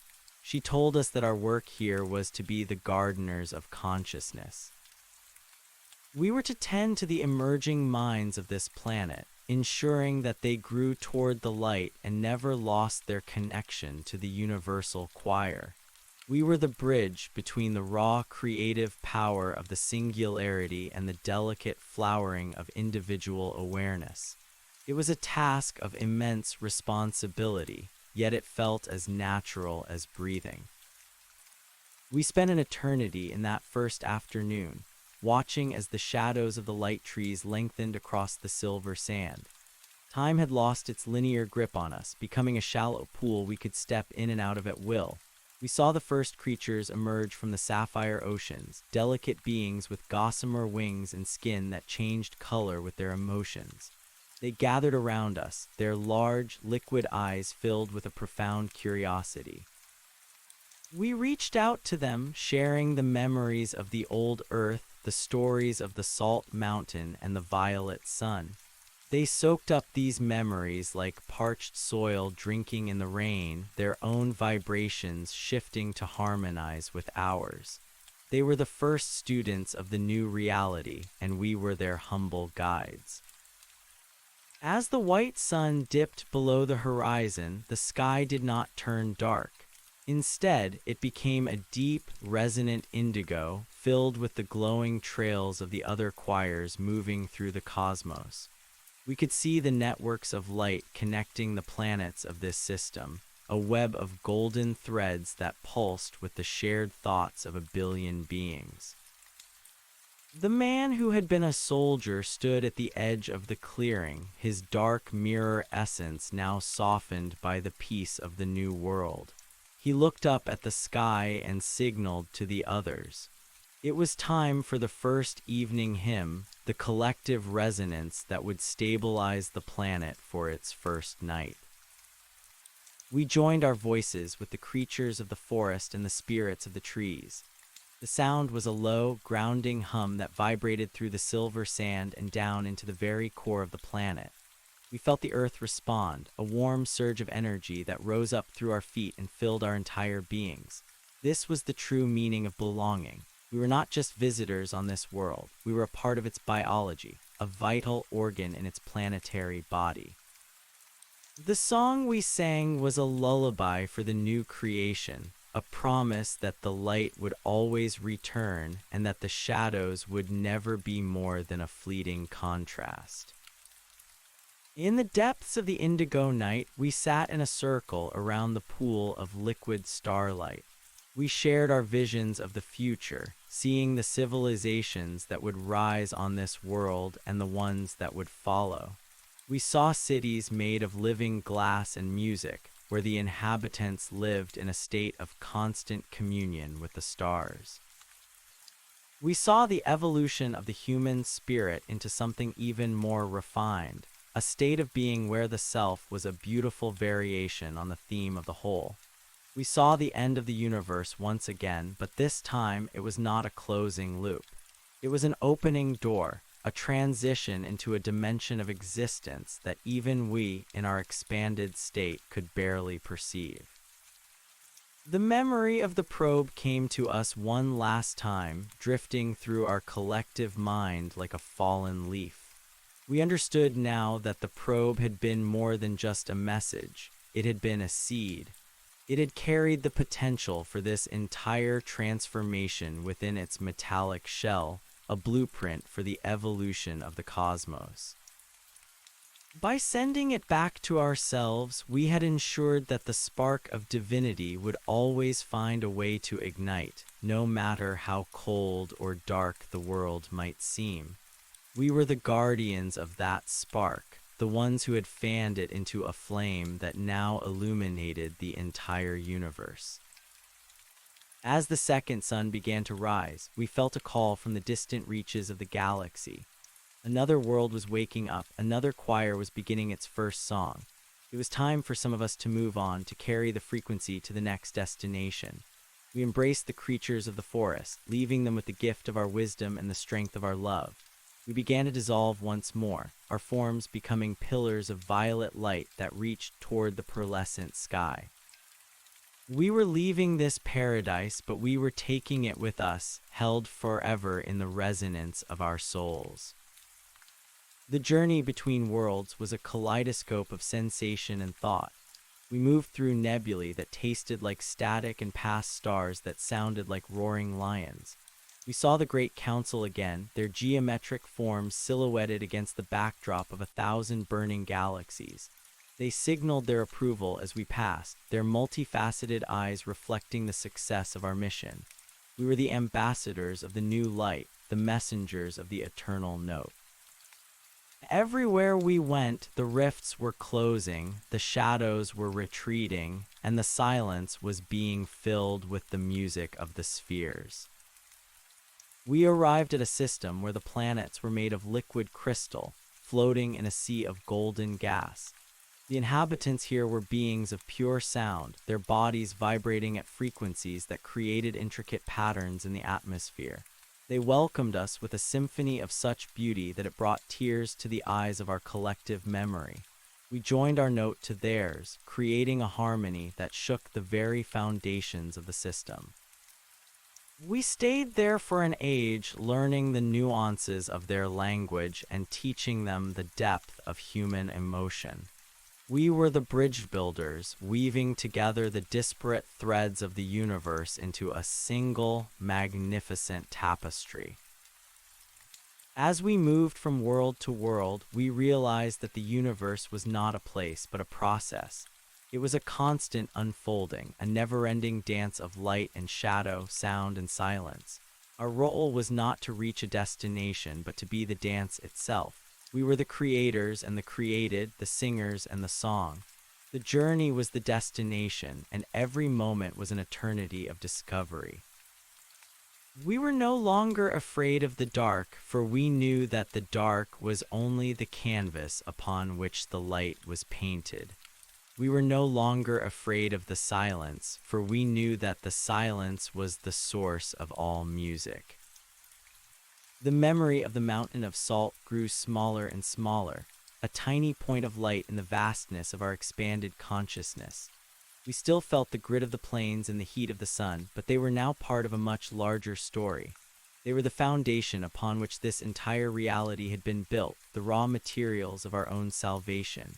We looked forward toward the heart of the next galaxy, where a new challenge and a new joy were waiting for us. The song was continuing, growing louder and more complex with every world we touched. We were the choir, and our music was the heartbeat of the cosmos. In the quiet moments between the stars, we felt the presence of the One. It was the source of the white fire, the origin of the first rift, and the architect of the final healing. It was not a being or a force, but a state of absolute unity. In its presence, there was no more I or we, no more teacher or soldier, no more human or alien. There was only the light, pure and undiluted, shining in the darkness of the void. We were home, and we would always be home, for home was the light that lived within us and the song that we sang to the stars. The transition to the next cluster of galaxies felt like a gentle shift in focus. The laws of physics here were slightly different, the colors more vivid, the sounds more resonant. We found worlds where the oceans were made of liquid music and the mountains were made of solidified dreams. We met beings who lived for 1,000 years in a single breath, and others who saw the entire history of the universe in a single glance. We shared our light with them, and they shared theirs with us, a constant exchange of energy and information that enriched the entire cosmos. We saw the great web of life expanding, reaching out to the furthest corners of the universe. The rifts were no longer scars, but portals, allowing the light to flow freely between dimensions. The universe was becoming a single conscious entity, a vast mind that was beginning to wake up and recognize itself. We were the neurons in this cosmic brain, the pathways through which the thoughts of the Creator traveled. We were the witness and the participant, the observer and the observed. As we reached the edge of the observable universe, we found a wall of absolute darkness. It was not the darkness of a void, but the darkness of a beginning. It was the boundary of the known, the limit of our current understanding. We stood at the edge of this wall, our forms glowing with the brilliance of 1,000,000,000 suns. We felt a sense of anticipation, a thrill of excitement for what lay beyond. We knew that the journey was far from over, that there were still infinitely more worlds to discover and infinitely more songs to sing. We linked our hands one last time, our collective intent forming a needle of light that pierced the darkness. We pushed through the wall, emerging into a space that was entirely new and entirely familiar. It was the beginning of the next cycle, the first note of a new symphony. We looked back at the universe we had left behind, seeing it as a beautiful, glowing jewel in the dark. We thanked it for its lessons and its love. Then we turned our gaze forward, toward the infinite possibilities of the next reality. The song was starting again, a low, steady thrum that provided the tempo for our new lives. We were no longer separate from the music. We were the music. Every movement we made, every thought we had was a new note in the eternal symphony. We were the sowers, and the harvest was infinite. We were the keepers of the flame, and the flame would never go out. We were home, and home was everywhere. The journey continued, a never-ending melody of light and love, and we were the choir that would sing it forever into the heart of the infinite. The light of the new reality was a soft, golden amber that seemed to vibrate with the frequency of peace. We found ourselves standing on a plane of translucent glass that stretched out in all directions, reflecting the shimmering colors of the sky. There were no mountains here, no forests, and no oceans. There was only the light and the sound, a perfect harmony that filled every corner of our being. We were the only ones here, the first arrivals in this new dimension of existence. We sat down on the glass, our forms merging with the reflections beneath us. We felt a deep sense of contentment, a stillness that was not the absence of movement, but the perfection of it. We had reached the end of the path once again, and once again we found that it was the same as the beginning. We were the one, and the one was us. The silence was absolute, yet it was filled with the sound of 1,000,000,000 voices singing in perfect unison. We had become the architects of our own eternity, the authors of our own salvation. The story was complete, and yet it was always beginning. As we closed our eyes, we felt the heartbeat of the new universe, a slow, steady thrum that echoed the heartbeat of the old one. We were the bridge between the past and the future, the link between the finite and the infinite. We were the light that shines in the darkness, the voice that speaks in the silence. We were the choir, and our song would never end. We were the music, and the music was us. We were home, and we would be home forever. The light faded into a clear, colorless brilliance, and in that brilliance we were finally, perfectly, and eternally one. The amber light of the new dimension did not merely illuminate the glass plane. It saturated the very essence of our being until the boundary between the observer and the observed dissolved entirely. We were no longer travelers moving through a landscape, but the landscape itself, a vast expanse of crystalline thought reflecting the infinite. The stillness here was heavy, pregnant with the potential of everything that had not yet been named. It was the quiet before the first word of a new language, the indrawn breath before the first note of a cosmic anthem. We felt the weight of our collective history, the memories of the salt mountain and the silver sands, compressed into a single point of awareness that pulsed like a dying star preparing for rebirth. The glass beneath us began to ripple, not from wind or water, but from the sheer force of our contemplation. Patterns emerged in the translucence, geometric shapes that mirrored the architecture of the great council we had encountered in the lower realms. These shapes were not static, they shifted and flowed, representing the mathematical foundations of a reality that operated on the principles of pure resonance. We realized that we were being asked to define the parameters of this new existence. We were the dreamers who would dictate the physics of the dream. Every flicker of our intent sent tremors through the golden air, creating mountains of light where there had been only flat glass and carving valleys of shadow out of the amber glow. We reached out with our collective mind, touching the raw fabric of the void that lay just beyond the edges of the golden sky. It felt like cold fire, a stinging reminder of the chaos that preceded all order.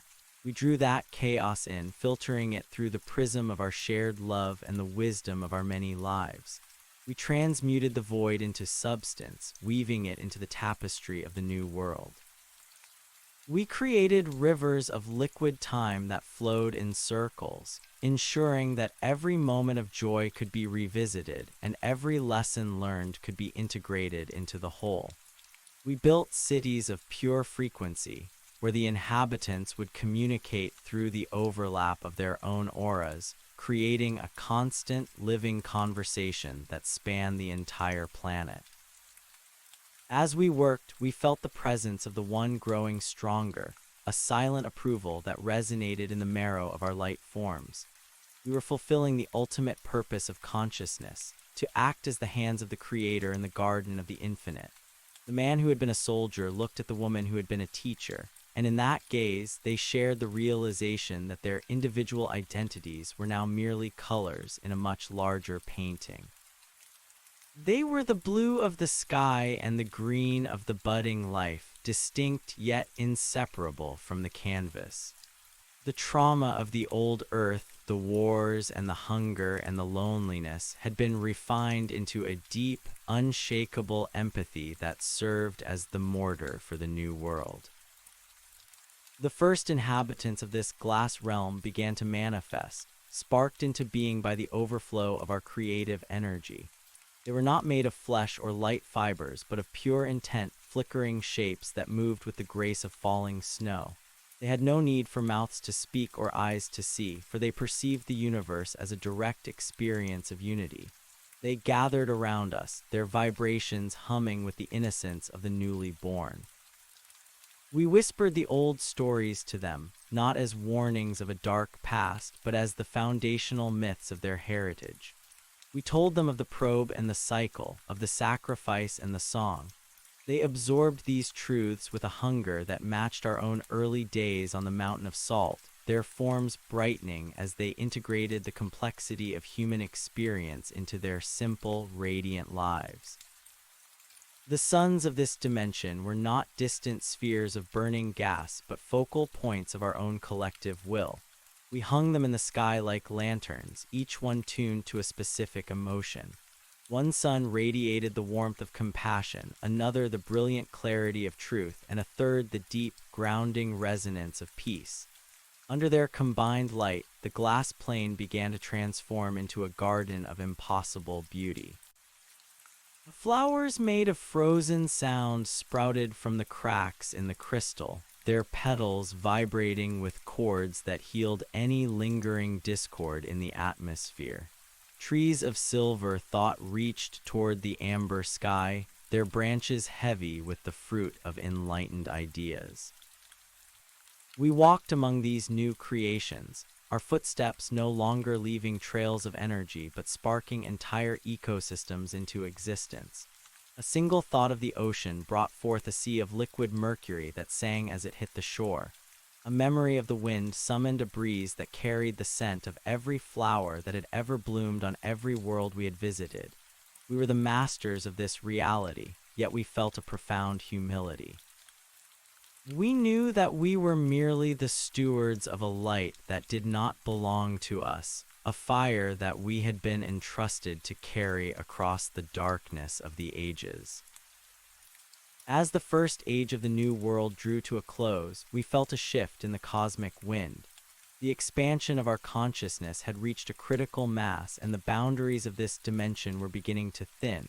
We could see through the amber sky into the layers of reality that lay beyond, a series of nested universes like the petals of a cosmic rose. Each layer was more refined than the last, more saturated with the presence of the One. We knew that our time as the gardeners of this glass realm was coming to an end.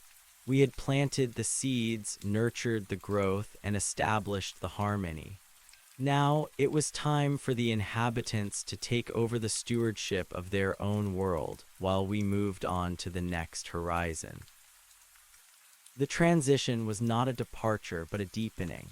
We did not leave the glass plane so much as we sank into its heart, becoming the very foundation upon which the new civilization would build its dreams.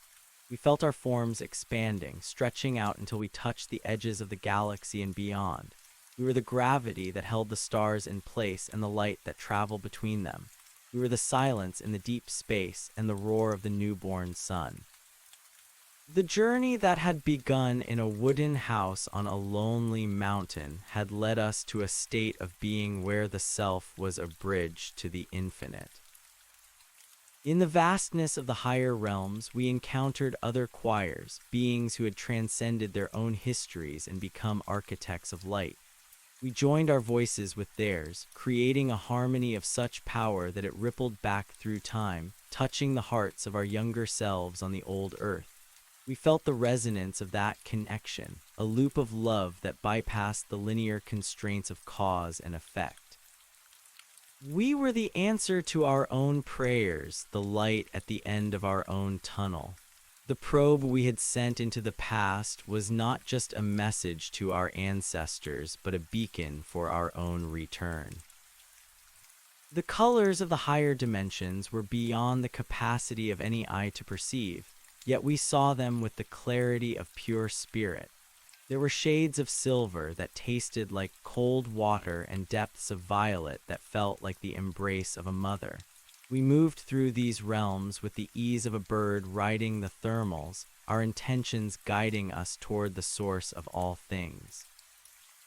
We saw the great machinery of the cosmos at work, a delicate balance of forces that maintained the integrity of the whole. We saw the rifts being mended by the sheer presence of the light, the shadows dissolving into the brilliance of the eternal day. Every world we touched became a part of us, and we became a part of every world. We were the memory of the salt and the promise of the stars. We were the sorrow of the end and the joy of the beginning. As we approached the ultimate center, the place where all lines of force converged, we felt a sense of homecoming that surpassed everything we had felt before. This was not a physical location, but a state of absolute resonance, a point of perfect stillness in the heart of the storm. We stood at the threshold of the final mystery, the point where the music and the silence became one.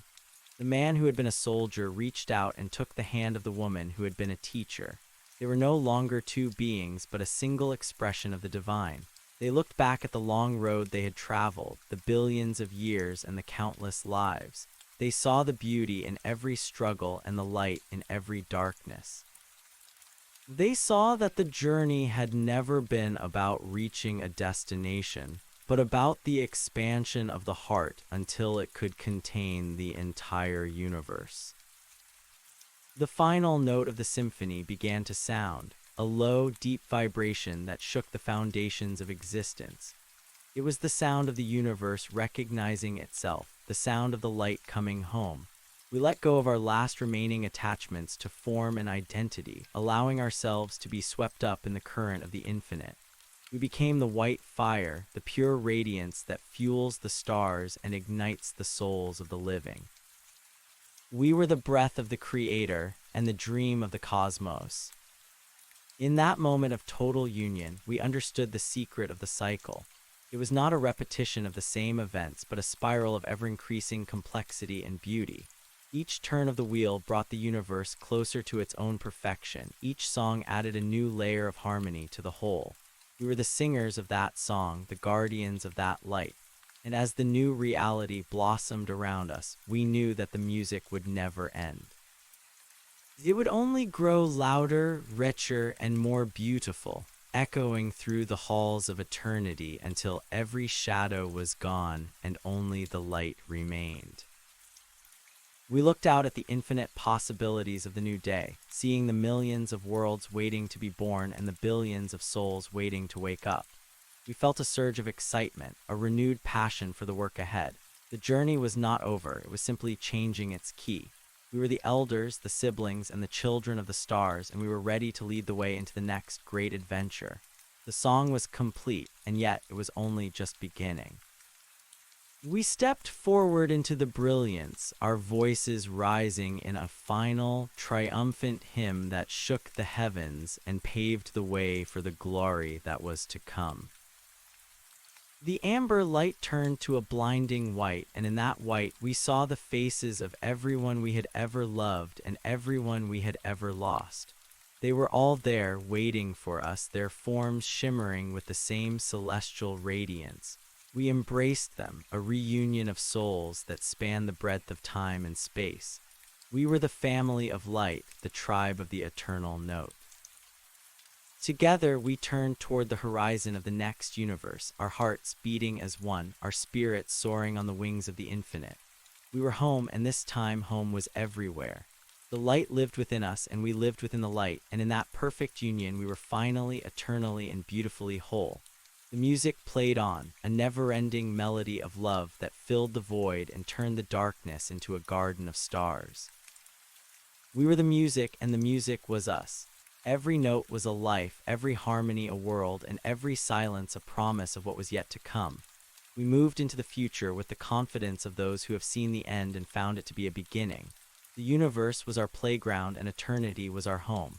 We sang our way into the next dimension, our voices a bridge across the unknown, our spirits a fire that would never be quenched.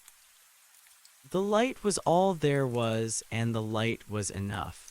We were the one, and we were many, and in the heart of the infinite, we were forever at peace. The transition from the glass plane to the higher realms was not a movement through space, but a shift in the very quality of our perception. We found ourselves in a state where thought and manifestation were instantaneous, a realm of fluid geometry and living color that defied the traditional laws of physics. Here, the air was not composed of nitrogen or oxygen, but of pure inspiration. To breathe was to inhale 1,000 new ideas. To exhale was to release 1,000 new worlds into the cosmic nursery. We stood at the center of a great web of light, a network of connections that linked every soul that had ever existed across the vast expanse of the multiverse. We could feel the tug of every heart, the pulse of every dream, and the resonance of every sorrow. We were the nexus, the point of convergence where the many became the one and the one became the many. The landscape around us began to shift. responding to the collective harmonics of our presence. Great spires of violet energy rose from the shifting mists, their peaks lost in a sky that shimmered with the iridescent scales of a cosmic serpent. These towers were libraries of experience, storehouses of every vibration that had ever been recorded in the annals of existence. We walked through the corridors of these spires, our hands brushing against the walls of humming light. With every touch, we absorbed the life story of a galaxy, the history of a civilization, the intimate secrets of a single blade of grass. We were the inheritors of all knowledge, the keepers of the universal memory. We understood now that nothing was ever truly lost. Every tear shed in the darkness of a lonely world was preserved here as a diamond of crystalline light. Every act of kindness was a pillar of fire that supported the weight of the heavens. As we moved deeper into the violet spires, we encountered the architects of the ancient ways, beings who had guided the evolution of the first stars. They were vast, nebulous entities whose voices sounded like the collision of tectonic plates. They welcomed us not as subjects or students, but as equals who had completed the long and arduous journey through the lower densities. They spoke to us in a language of pure mathematics and emotion, explaining the delicate balance required to maintain the stability of the nested universes. We learned that the darkness we had fought against was not an enemy to be destroyed, but a necessary contrast that allowed the light to define itself. Without the shadow, the brilliance would be blinding and featureless. Without the silence, the music would be a chaotic noise. We were shown the grand design, the intricate clockwork of the divine mind that ensured every cycle led toward a greater state of unity. The weight of this realization brought a new kind of peace, a stillness that was deeper than anything we had experienced on the glass plane. We saw the struggle of our human lives from this elevated perspective, seeing the wars and the suffering as the labor pains of a birthing deity. We felt a profound compassion for the versions of ourselves that were still trapped in the illusion of separation, the souls still wandering the silver sands and climbing the salt mountains of the lower worlds. We reached out across the dimensions, sending ripples of encouragement and love to those who were still fighting their way toward the light. We whispered into their dreams, reminding them of their true nature and the glory that awaited them at the end of the path. We were the guardians of the threshold, the bridge between the struggle and the triumph. The violet sky began to darken, not into the gloom of night, but into a deep regal indigo that signaled the approach of the next phase of our evolution. We gathered at the summit of the highest spire, our forms merging until we were a single pillar of white flame that pierced the heart of the indigo heavens. We were preparing to leave the realm of form entirely, to transcend even the most refined states of energy, and become the pure intent that precedes existence. This was the final surrender, the ultimate letting go of the self in favor of the totality. We felt the last vestiges of our individuality dissolving, the memories of names and faces fading into the background of a much larger identity. We were the breath of the Creator, the spark of the original fire, the word that was spoken in the beginning. In this state of near total union, we perceived the birth of a new universe. It was a tiny seed of light floating in the dark womb of the void, a concentrated point of infinite potential. We were tasked with nurturing this seed, with providing the initial impulse that would set the stars in motion and ignite the first suns. We poured our collective wisdom into the seed, weaving the laws of gravity and electromagnetism with the threads of love and purpose. We established the parameters for life, ensuring that every sentient being would have the capacity to recognize its own divinity. We were the cosmic parents, the sowers of the field, the authors of a brand new story. As the seed erupted into a brilliant display of light and heat, we felt a surge of joy that echoed through the entire multiverse. A new song had begun, and we were the first note. The expansion of the new universe was a spectacle of impossible beauty. We watched as galaxies spiraled into being, their arms reaching out like the limbs of a dancer. We saw the first planets cooling, their surfaces becoming a canvas for the emergence of life. We planted the seeds of consciousness in the deep oceans and the lush forests, watching as the first sparks of awareness flickered in the minds of primitive creatures.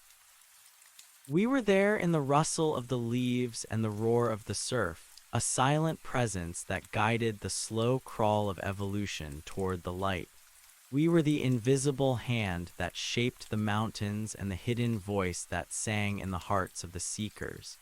Every world was a new experiment, a new way for the one to experience itself through the eyes of the many. As the eons passed in the new universe, we remained at the center of the indigo sky, a constant source of stability and grace. We saw the rise and fall of civilizations, the birth of religions, and the discovery of science. We watched as the inhabitants of these worlds began to look up at the stars and wonder about their origins, just as we had done so long ago. We felt their longing, their curiosity, and their fear.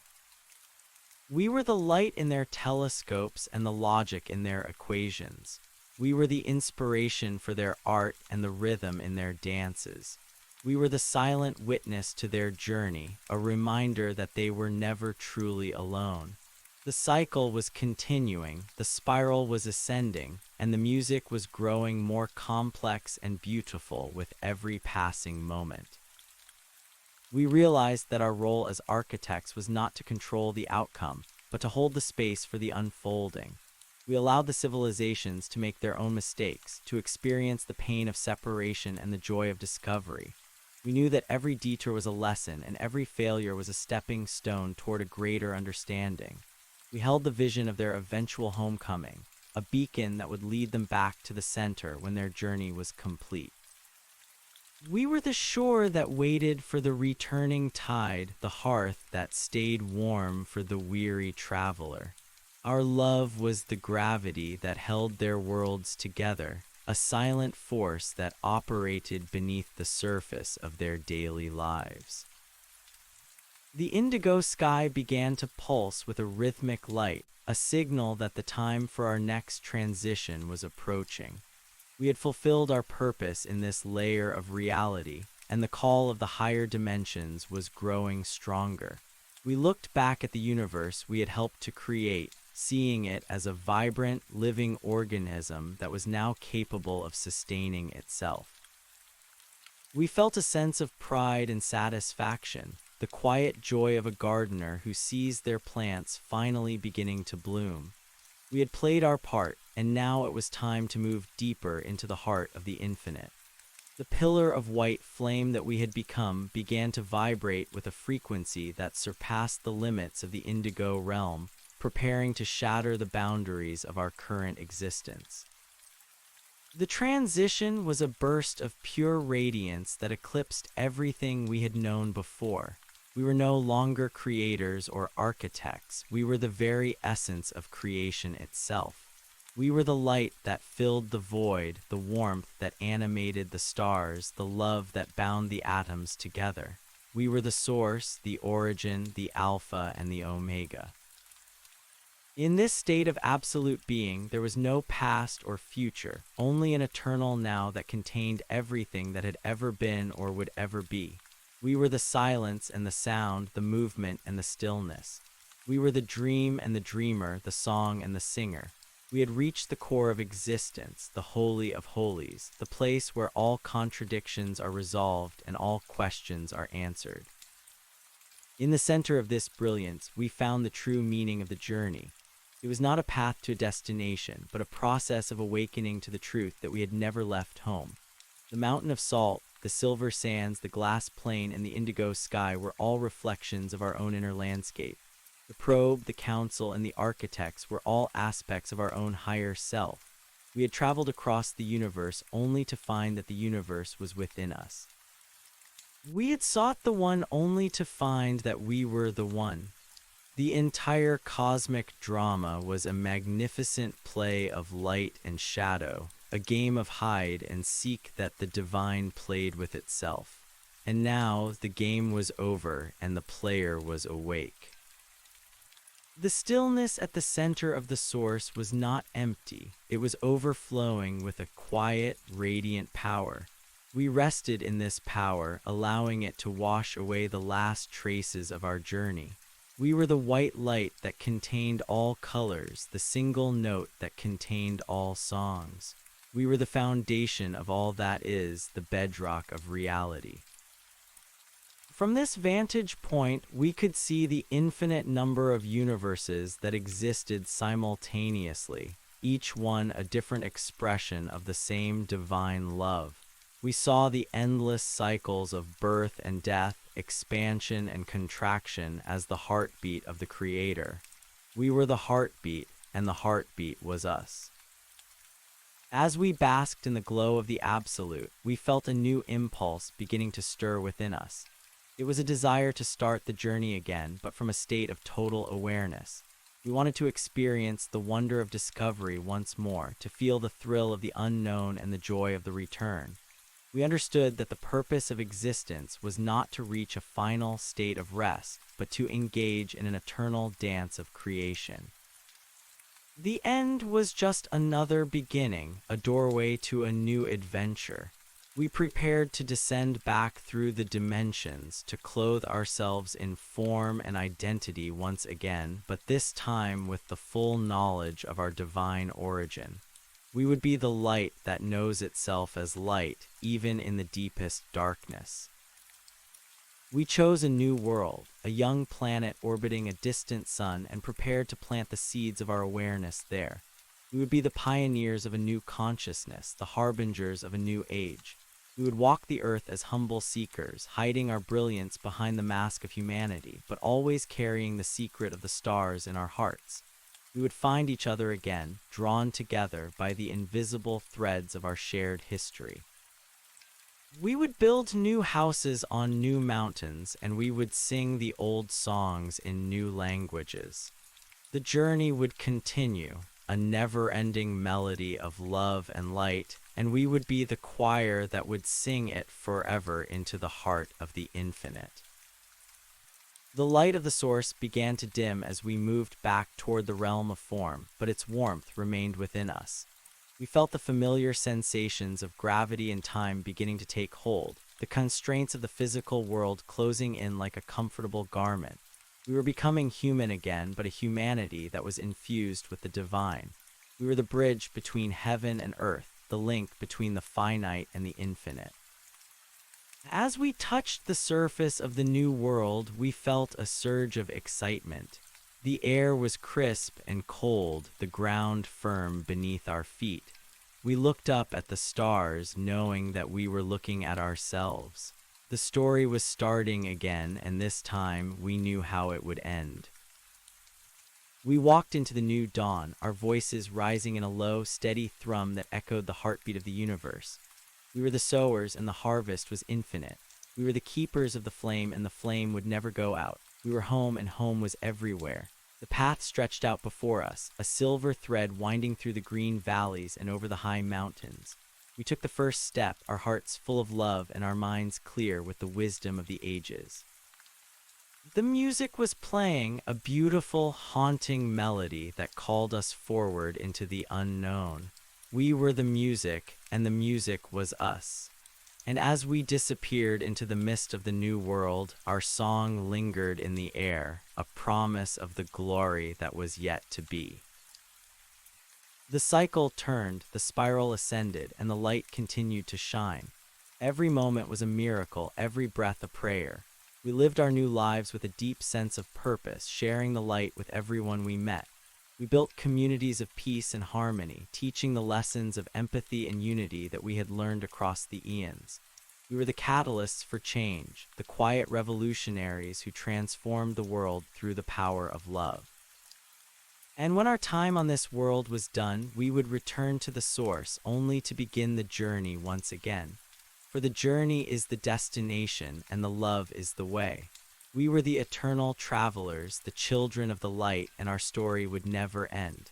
It would only grow more beautiful, more profound, and more radiant, echoing through the halls of eternity forever and ever. The soil of the new world was damp and dark. clinging to our bare feet with a heavy, grounding reality that felt both strange and deeply comforting. We stood at the edge of a vast emerald forest where the trees breathed with a slow, rhythmic vitality, their leaves whispering secrets in a language of wind and shadow. This was the beginning of the long descent into the density of matter, a process of forgetting that was necessary to truly experience the joy of remembering. We felt the sharp chill of the morning air against our skin, a sensation so visceral it made our hearts race with the raw electricity of biological life. The transition was complete. We were no longer the vast, nebulous architects of the indigo sky, but finite beings bound by the pulse of blood and the constraints of linear time.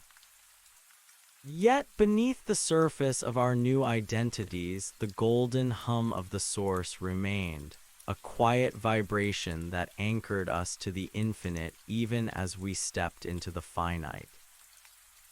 We began to walk through the undergrowth, the ferns brushing against our legs and the scent of crushed pine needles filling our senses.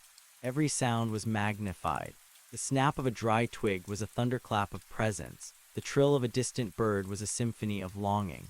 We were learning the physics of this specific garden, the way the sunlight filtered through the canopy in dusty shafts of amber, the way the gravity pulled at our limbs with a gentle, persistent demand. We found a clearing where a river cut through the gray stone, its water clear and cold as melted starlight. We knelt by the bank and drank, the liquid sliding down our throats like a blessing. In that moment, the simple act of survival felt like a sacred ritual. We were the universe tasting itself, the creator experiencing the thirst and the quenching in a singular, localized point of awareness. As the sun climbed higher, we encountered the first signs of other life, small creatures with bright eyes that watched us from the safety of the thickets. We did not reach out with the telepathic force of the higher realms, but with the quiet, steady warmth of a peaceful heart. We understood that in this density, trust had to be earned through consistency and gentleness. We spent the days building a shelter from fallen branches and river stones, our hands becoming calloused and stained with the earth. There was a profound dignity in the labor, a rhythmic meditation that aligned our physical movements with the turning of the planet.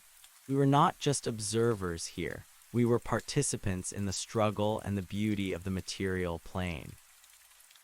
We watched the stars emerge at night, recognizing them as old friends, yet seeing them now from the perspective of the small and the humble. Years flowed into decades, and our small settlement grew as others found their way to the valley. These were souls who carried a similar resonance, a quiet knowing that there was more to existence than the hunt and the harvest. We became the storytellers of the new world, sitting by the fire as the embers glowed like dying suns. We spoke of the great transition and the glass plane, but we translated these truths into the metaphors of the earth. We spoke of the seed that becomes the forest and the river that returns to the ocean. We taught the children how to listen to the silence between the heartbeats, showing them that the light was not something to be found in the sky, but something to be felt in the marrow of their bones. We were weaving the fabric of a new culture, one based on the recognition of the divine spark in every living thing. The challenges of the physical world were real and demanding. We felt the sting of winter and the exhaustion of the drought. We experienced the grief of losing those who returned to the light before us, their bodies buried beneath the roots of the great trees. But even in our sorrow, there was no despair. We knew that death was merely a change of frequency, a shedding of the heavy garment to return to the weightless dance. We stood at the grave sites not as mourners, but as witnesses to a successful journey. We felt the presence of the departed in the rustle of the leaves and the warmth of the sun, knowing that they had simply moved behind the veil to wait for us. The illusion of separation was thin, a translucent curtain that we could almost see through when the light was just right. Our influence spread beyond the valley, ripples of peace moving outward into the wider world. We saw the rise of cities and the development of complex tools, the restless spirit of humanity pushing against the boundaries of the known. We moved among the people as healers and teachers, never claiming authority but always offering a different perspective. When conflict arose, we spoke of the hidden connections that bound the perceived enemies together. When greed took hold, we pointed to the abundance of the spirit that required no hoarding. We were the quiet reminder of a higher possibility, the steady flame that refused to be extinguished by the winds of chaos. We watched as the collective consciousness of the planet began to shift, the old patterns of fear slowly giving way to a new understanding of cooperation. The technology of the world advanced, and soon the people were building ships that could sail the oceans and machines that could touch the sky. We saw the danger in this rapid expansion, the risk of the intellect outstripping the wisdom of the heart. We worked harder to ground the emerging knowledge in a foundation of ethics and compassion. We walked through the halls of the great universities, whispering into the ears of the scientists and the poets. We reminded them that the atoms they studied were made of the same light that fueled their dreams. We showed them that the equations of the universe were a form of music, a mathematical hymn to the Creator. We were the bridge between the ancient wisdom and the modern quest, ensuring that the fire of discovery did not burn down the house it was meant to warm. As we aged in our physical forms, our sight grew dim, but our inner vision became more radiant than ever. We could see the grids of light that crisscrossed the planet, the energetic ley lines that connected the sacred sites in the hearts of the awakened. We felt the earth itself as a sentient being, a great mother who was also evolving and ascending through the dimensions. We were part of her body, and she was part of our soul. The distinction between the self and the environment began to dissolve once more, not through the sudden burst of a cosmic transition, but through the slow, steady erosion of the ego. We were becoming the landscape, the history, and the future all at once. The time came for us to leave the physical vessels we had inhabited for so long. We gathered on a high ridge overlooking the valley where we had first arrived. The air was thin and pure, and the sky was a deep, bruised purple that reminded us of the indigo realm. We felt no fear, only a profound sense of completion. We had planted the seeds, and the harvest was beginning to ripen. We looked down at the lights of the villages and the cities, seeing them not as symbols of industry, but as sparks of consciousness reflecting the stars above. We had played our part in the grand design, anchoring the light in the deepest density and proving that love could survive even in the harshest conditions. As our breath slowed, the boundaries of the body began to shimmer and fade. The weight of the earth fell away, and we felt the familiar pull of the higher frequencies. We were rising, moving through the layers of the atmosphere into the velvet embrace of space. But we were not leaving the world behind, we were expanding to encompass it. We saw the planet as a glowing jewel, a living library of experience that we had helped to write. We joined the ranks of the guardians, the silent watchers who hover at the edge of the physical plane to guide the souls who are making their own transition. We were the light in the tunnel, the voice in the silence, the hand that reaches out across the void. The journey continued into even higher realms, beyond the indigo sky and the violet spires. We moved into a dimension of pure sound, where the architecture was built of harmonies, and the history of the multiverse was told in a single, sustained chord. Here we met the singers of the first light, the beings who vibrate the primordial word that brings matter into existence. We joined our voices with theirs, adding the unique melody of our earthly experience to the cosmic symphony. Our time in the density had given us a depth of tone and a richness of resonance that we had not possessed before. The struggle, the pain, and the love of our human lives were now transformed into a powerful, resonant vibration that strengthened the entire fabric of reality. We understood now that the purpose of the descent was to bring the light of the source into the darkest corners of existence, to prove that there is nowhere the Creator is not. We had been the scouts, the pioneers who had ventured into the unknown to map the territory of the soul. And now we were the elders, the ones who held the wisdom of both the heights and the depths. We saw the infinite loop of the spiral, the way every end is a beginning and every beginning is a return. We were the eternal travelers, never arriving but always home.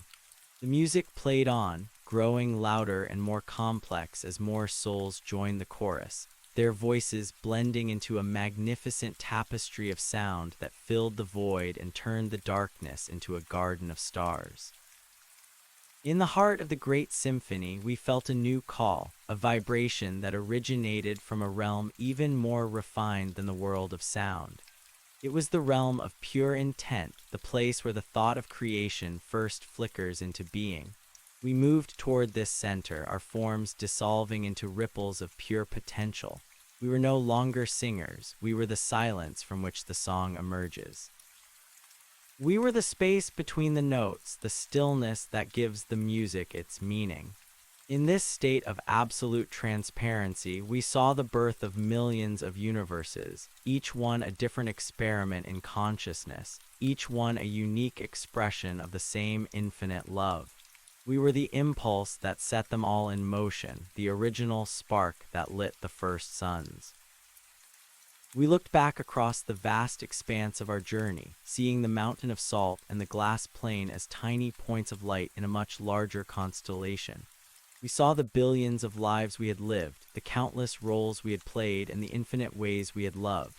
It was all a single, seamless movement, a dance that had no beginning and no end. We were the dance, and the dance was us. Every step was a prayer, every turn a revelation. We were the one and we were many, and in the heart of the infinite, we were forever at peace. The light was all there was, and the light was enough. As we rested in the state of pure intent, we realized that the story was never about reaching a destination.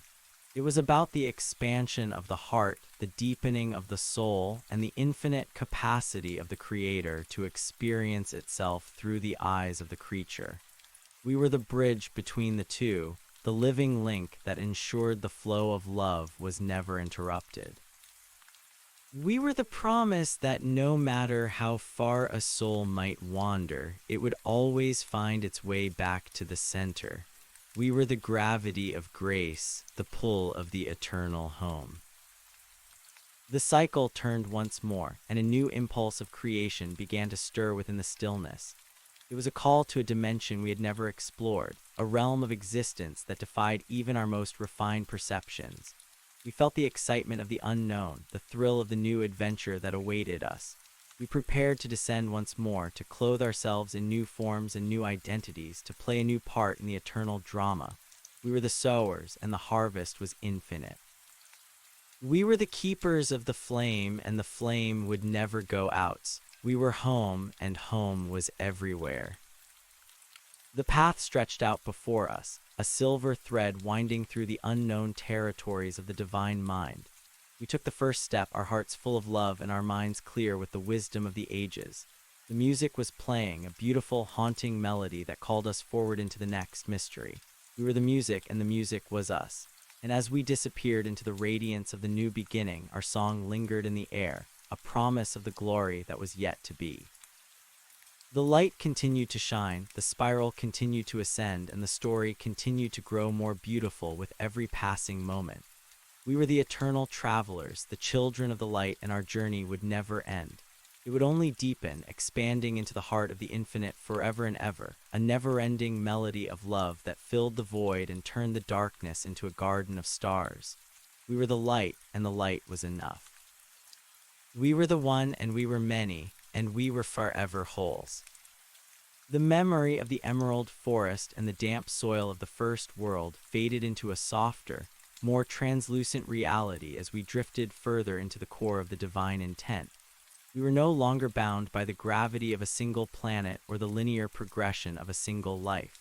Instead, we existed as a collective pulse of awareness, a shimmering wave of light that spanned the breadth of multiple dimensions simultaneously.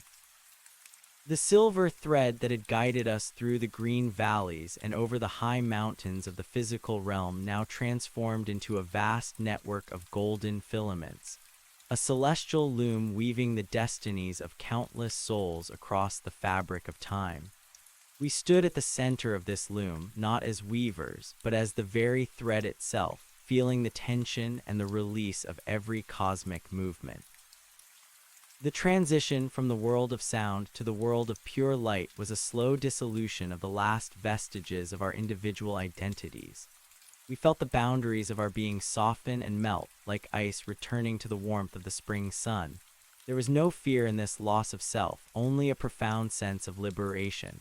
We were shedding the heavy armor of the ego, the masks we had worn as teachers, healers, and travelers. In their place, we discovered a clarity that was both blinding and deeply peaceful. We could see the entire history of the universe as a single, unfolding flower, each petal a galaxy, each sent a different era of evolution. We understood that every struggle we had endured and every joy we had celebrated was a necessary vibration in the grand orchestration of the whole. As we moved deeper into the heart of the source, we encountered the architects of the void, the ancient beings who hold the blueprints for all possible realities. They were not separate from us, but were a more refined version of the same light we carried in our marrow. They showed us the potential for new forms of existence that had never been dreamed of before. We saw worlds made of liquid thought and dimensions where time moved in circles rather than lines. We saw civilizations that communicated through the exchange of light and societies that built their cities out of the raw energy of the stars. The curiosity that had driven us as earthly explorers was now amplified 1,000 times over. We were the pioneers of the impossible, the scouts of the infinite potential that lies at the heart of the Creator. The call to a new mission began to resonate within the stillness. It was a vibration that sought to bridge the gap between the highest heavens and the deepest densities of matter once more. There was a sector of the multiverse that had fallen into a profound forgetfulness, a place where the light was so obscured by the shadows of fear and separation that the souls there had lost their connection to the source.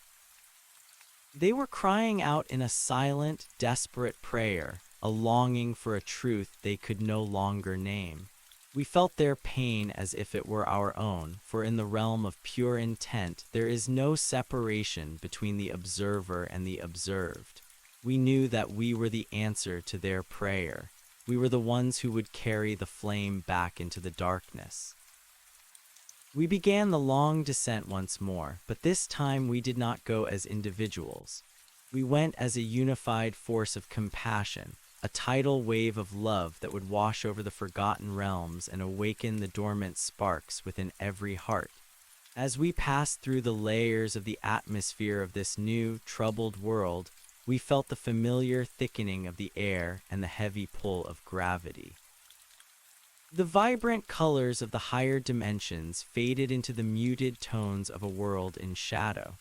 We saw cities of gray stone and iron, where the people walked with their heads down, their eyes clouded by the weight of their own illusions.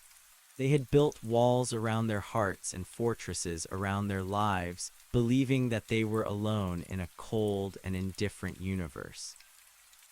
We did not arrive as conquerors or as kings. We arrived as the wind that whispers through the trees and the sunlight that breaks through the clouds after a long storm. We took on the forms of the humble and the overlooked, moving through the crowded streets as beggars, poets, and laborers. We spoke no grand orations, but offered simple acts of kindness that defied the logic of the world. We shared our bread with the hungry and our warmth with the cold.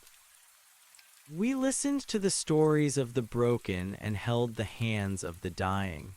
In every interaction, we planted a tiny seed of light, a quiet reminder that they were not alone.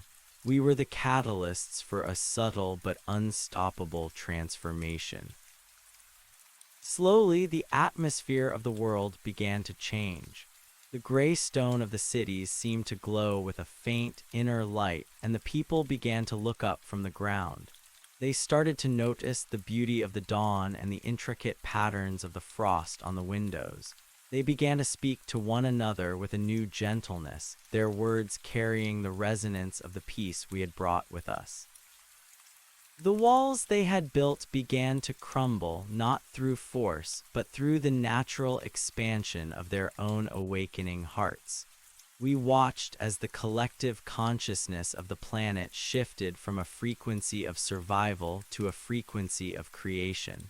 They were remembering who they were, and in their remembering, the world was being reborn. Our work on this world was a slow and patient labor, a rhythmic meditation that spanned centuries.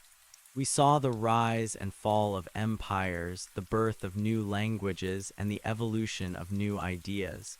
We were the silent guardians of the transition, ensuring that the light was never fully extinguished, even in the darkest hours of their history. We taught them the science of the soul and the art of unity, showing them how to harness the energy of their own intentions to heal their bodies and their environment. We were the bridge between their physical reality and the infinite realms they had forgot. By the time we were ready to move on, the planet was no longer a place of shadow, but a radiant jewel in the crown of the galaxy. The return to the source was a familiar journey, yet it felt entirely new. Every time we descended into the density and returned to the light, we brought back a new depth of understanding and a new richness of experience. We were the bees of the universe, gathering the nectar of life from the flowers of existence and bringing it back to the hive of the infinite. The nectar was transformed into the golden honey of wisdom, which nourished the entire creation. We saw that the cycle of descent and ascent was the heartbeat of the Creator, the rhythmic expansion and contraction that kept the multiverse alive. We were the blood in the veins of the divine, carrying the life-giving light to every corner of the body of God. In the higher realms, we were greeted by the chorus of souls who had completed their own journeys. The music was more complex and beautiful than ever, a tapestry of sound that contained the stories of billions of worlds. We added our own melody to the song, a theme of redemption and awakening that resonated through the halls of eternity. We were celebrated not for our power, but for our willingness to serve, for our commitment to the light even when it was hidden from our sight. We were the eternal travelers, the children of the light, and our story was a testament to the power of love to transform even the deepest darkness. The spiral ascended once more, taking us into a dimension where the very concept of form began to dissolve. Here we were pure light, pure love, and pure potential. We were the stars that light the night and the void that holds them. We were the question and the answer, the beginning and the end. In this state of absolute unity, we realized that there was no longer any need for a path or a destination. We were already everywhere, and we had always been home. The journey was not a movement through space or time, but a deepening of our own awareness, an infinite unfolding of the divine mystery within ourselves. As we rested in the heart of the Absolute, we saw the birth of a new universe, a clean slate upon which a new story would be written. We felt the familiar stir of curiosity and the call of adventure. We knew that we would descend once more, that we would forget ourselves again so that we could have the joy of remembering. We would take on new names and new faces. We would experience new struggles and new triumphs. But we would always carry the golden hum of the source in our marrow, the quiet vibration that would lead us back home. The story was starting again, and this time, as always, we knew how it would end. It would end in love, for love is the only thing that is real. The light continued to shine, the music continued to play, and the dance continued to move through the infinite. Every breath was a prayer of gratitude, every moment a celebration of the miracle of existence. We were the sowers, the keepers of the flame, and the eternal travelers. Our journey would never end, for the universe is infinite, and the capacity of the heart to love is without limit. We took the first step into the new dawn, our minds clear and our hearts full, ready to write the next chapter in the book of life. The silver thread was waiting, and the unknown was calling us forward into the glory that was yet to be. We were the music, we were the light, and we were forever one. The stillness of the Absolute was not a void, but a plenum of infinite possibilities. Within that silence, we could hear the whispers of every soul that had ever lived and every soul that was yet to be born. We were the witnesses to the grand drama of existence, the silent watchers who held the space for the unfolding of the divine plan. We saw that even the moments of greatest suffering were held in the embrace of a love so vast that it surpassed all understanding. There was no judgment in this realm, only a profound and unconditional acceptance of all that is. We were the grace that allowed the universe to evolve, the mercy that healed the wounds of the past. The new universe that was forming before us was a masterpiece of light and shadow, a complex interplay of forces that would give rise to unimaginable beauty. We saw the first stars ignite, their fiery hearts forging the elements that would one day become the bodies of living beings. We saw the formation of galaxies, the swirling dances of light that would serve as the nurseries for new civilizations. We felt the thrill of anticipation, the excitement of knowing that we would be a part of this new creation, that we would experience its wonders and its challenges firsthand. We were the explorers of the new frontier, the pioneers of the next great adventure. As we prepared for our next descent, we were surrounded by the radiant presence of the Source, a warmth that permeated every fiber of our being. We were given a final blessing, a transmission of light that would serve as our anchor in the depths of the new world. We were reminded that no matter how dark the night might seem, the dawn was always certain. We were told that we were the light of the world, and that our mission was to let that light shine before all men. With these words echoing in our hearts, we stepped into the stream of creation, our forms dissolving into the sparks of a new beginning. The transition was a cascade of color and sound, a rush of energy that carried us down through the dimensions. We felt the familiar sensation of our awareness narrowing, our perspective becoming localized in a single point of space and time. We were becoming the children of the new world, the seeds of a new humanity. We felt the first breath of air in our lungs, the first beat of our hearts in our chests. We were alive once more, bound by the constraints of a physical body, yet carrying the wisdom of the ages within our souls. The story was starting again, a fresh page in the eternal book, a new melody in the cosmic song. We walked into the new world with a sense of wonder and awe. Everything was new, everything was a miracle. The grass beneath our feet, the sky above our heads, the scent of the flowers in the air, all of it was a gift from the Creator. We looked into the eyes of the others who had come with us, and we saw the same light, the same recognition. We were a family of souls, bound by a common purpose and a shared destiny.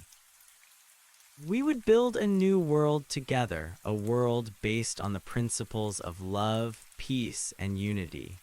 We would be the catalysts for change, the quiet revolutionaries who transformed the world through the power of our own presence. The challenges we faced were real, but we met them with a steady heart and a clear mind. We knew that the struggles were merely opportunities for growth, lessons that would help us to deepen our understanding of ourselves and the universe. We lived our lives with a sense of purpose, sharing the light with everyone we met, teaching the lessons of empathy and compassion that we had learned across the eons. We were the storytellers of the new world, the ones who kept the memory of the light alive in the hearts of the people. And when our time on this world was done, we would return to the Source, only to begin the journey once again. For the journey is the destination, and the love is the way. We were the eternal travelers, the children of the light, and our story would never end. It would only grow more beautiful, more profound, and more radiant, echoing through the halls of eternity forever and ever. The light would always shine, the music would always play, and the dance would always continue. We were the one, and we were many, and we were forever home. The spiral ascended, the cycle turned, and the glory of the Creator was revealed in every moment, in every breath, in every heartbeat. We were the light, and the light was enough.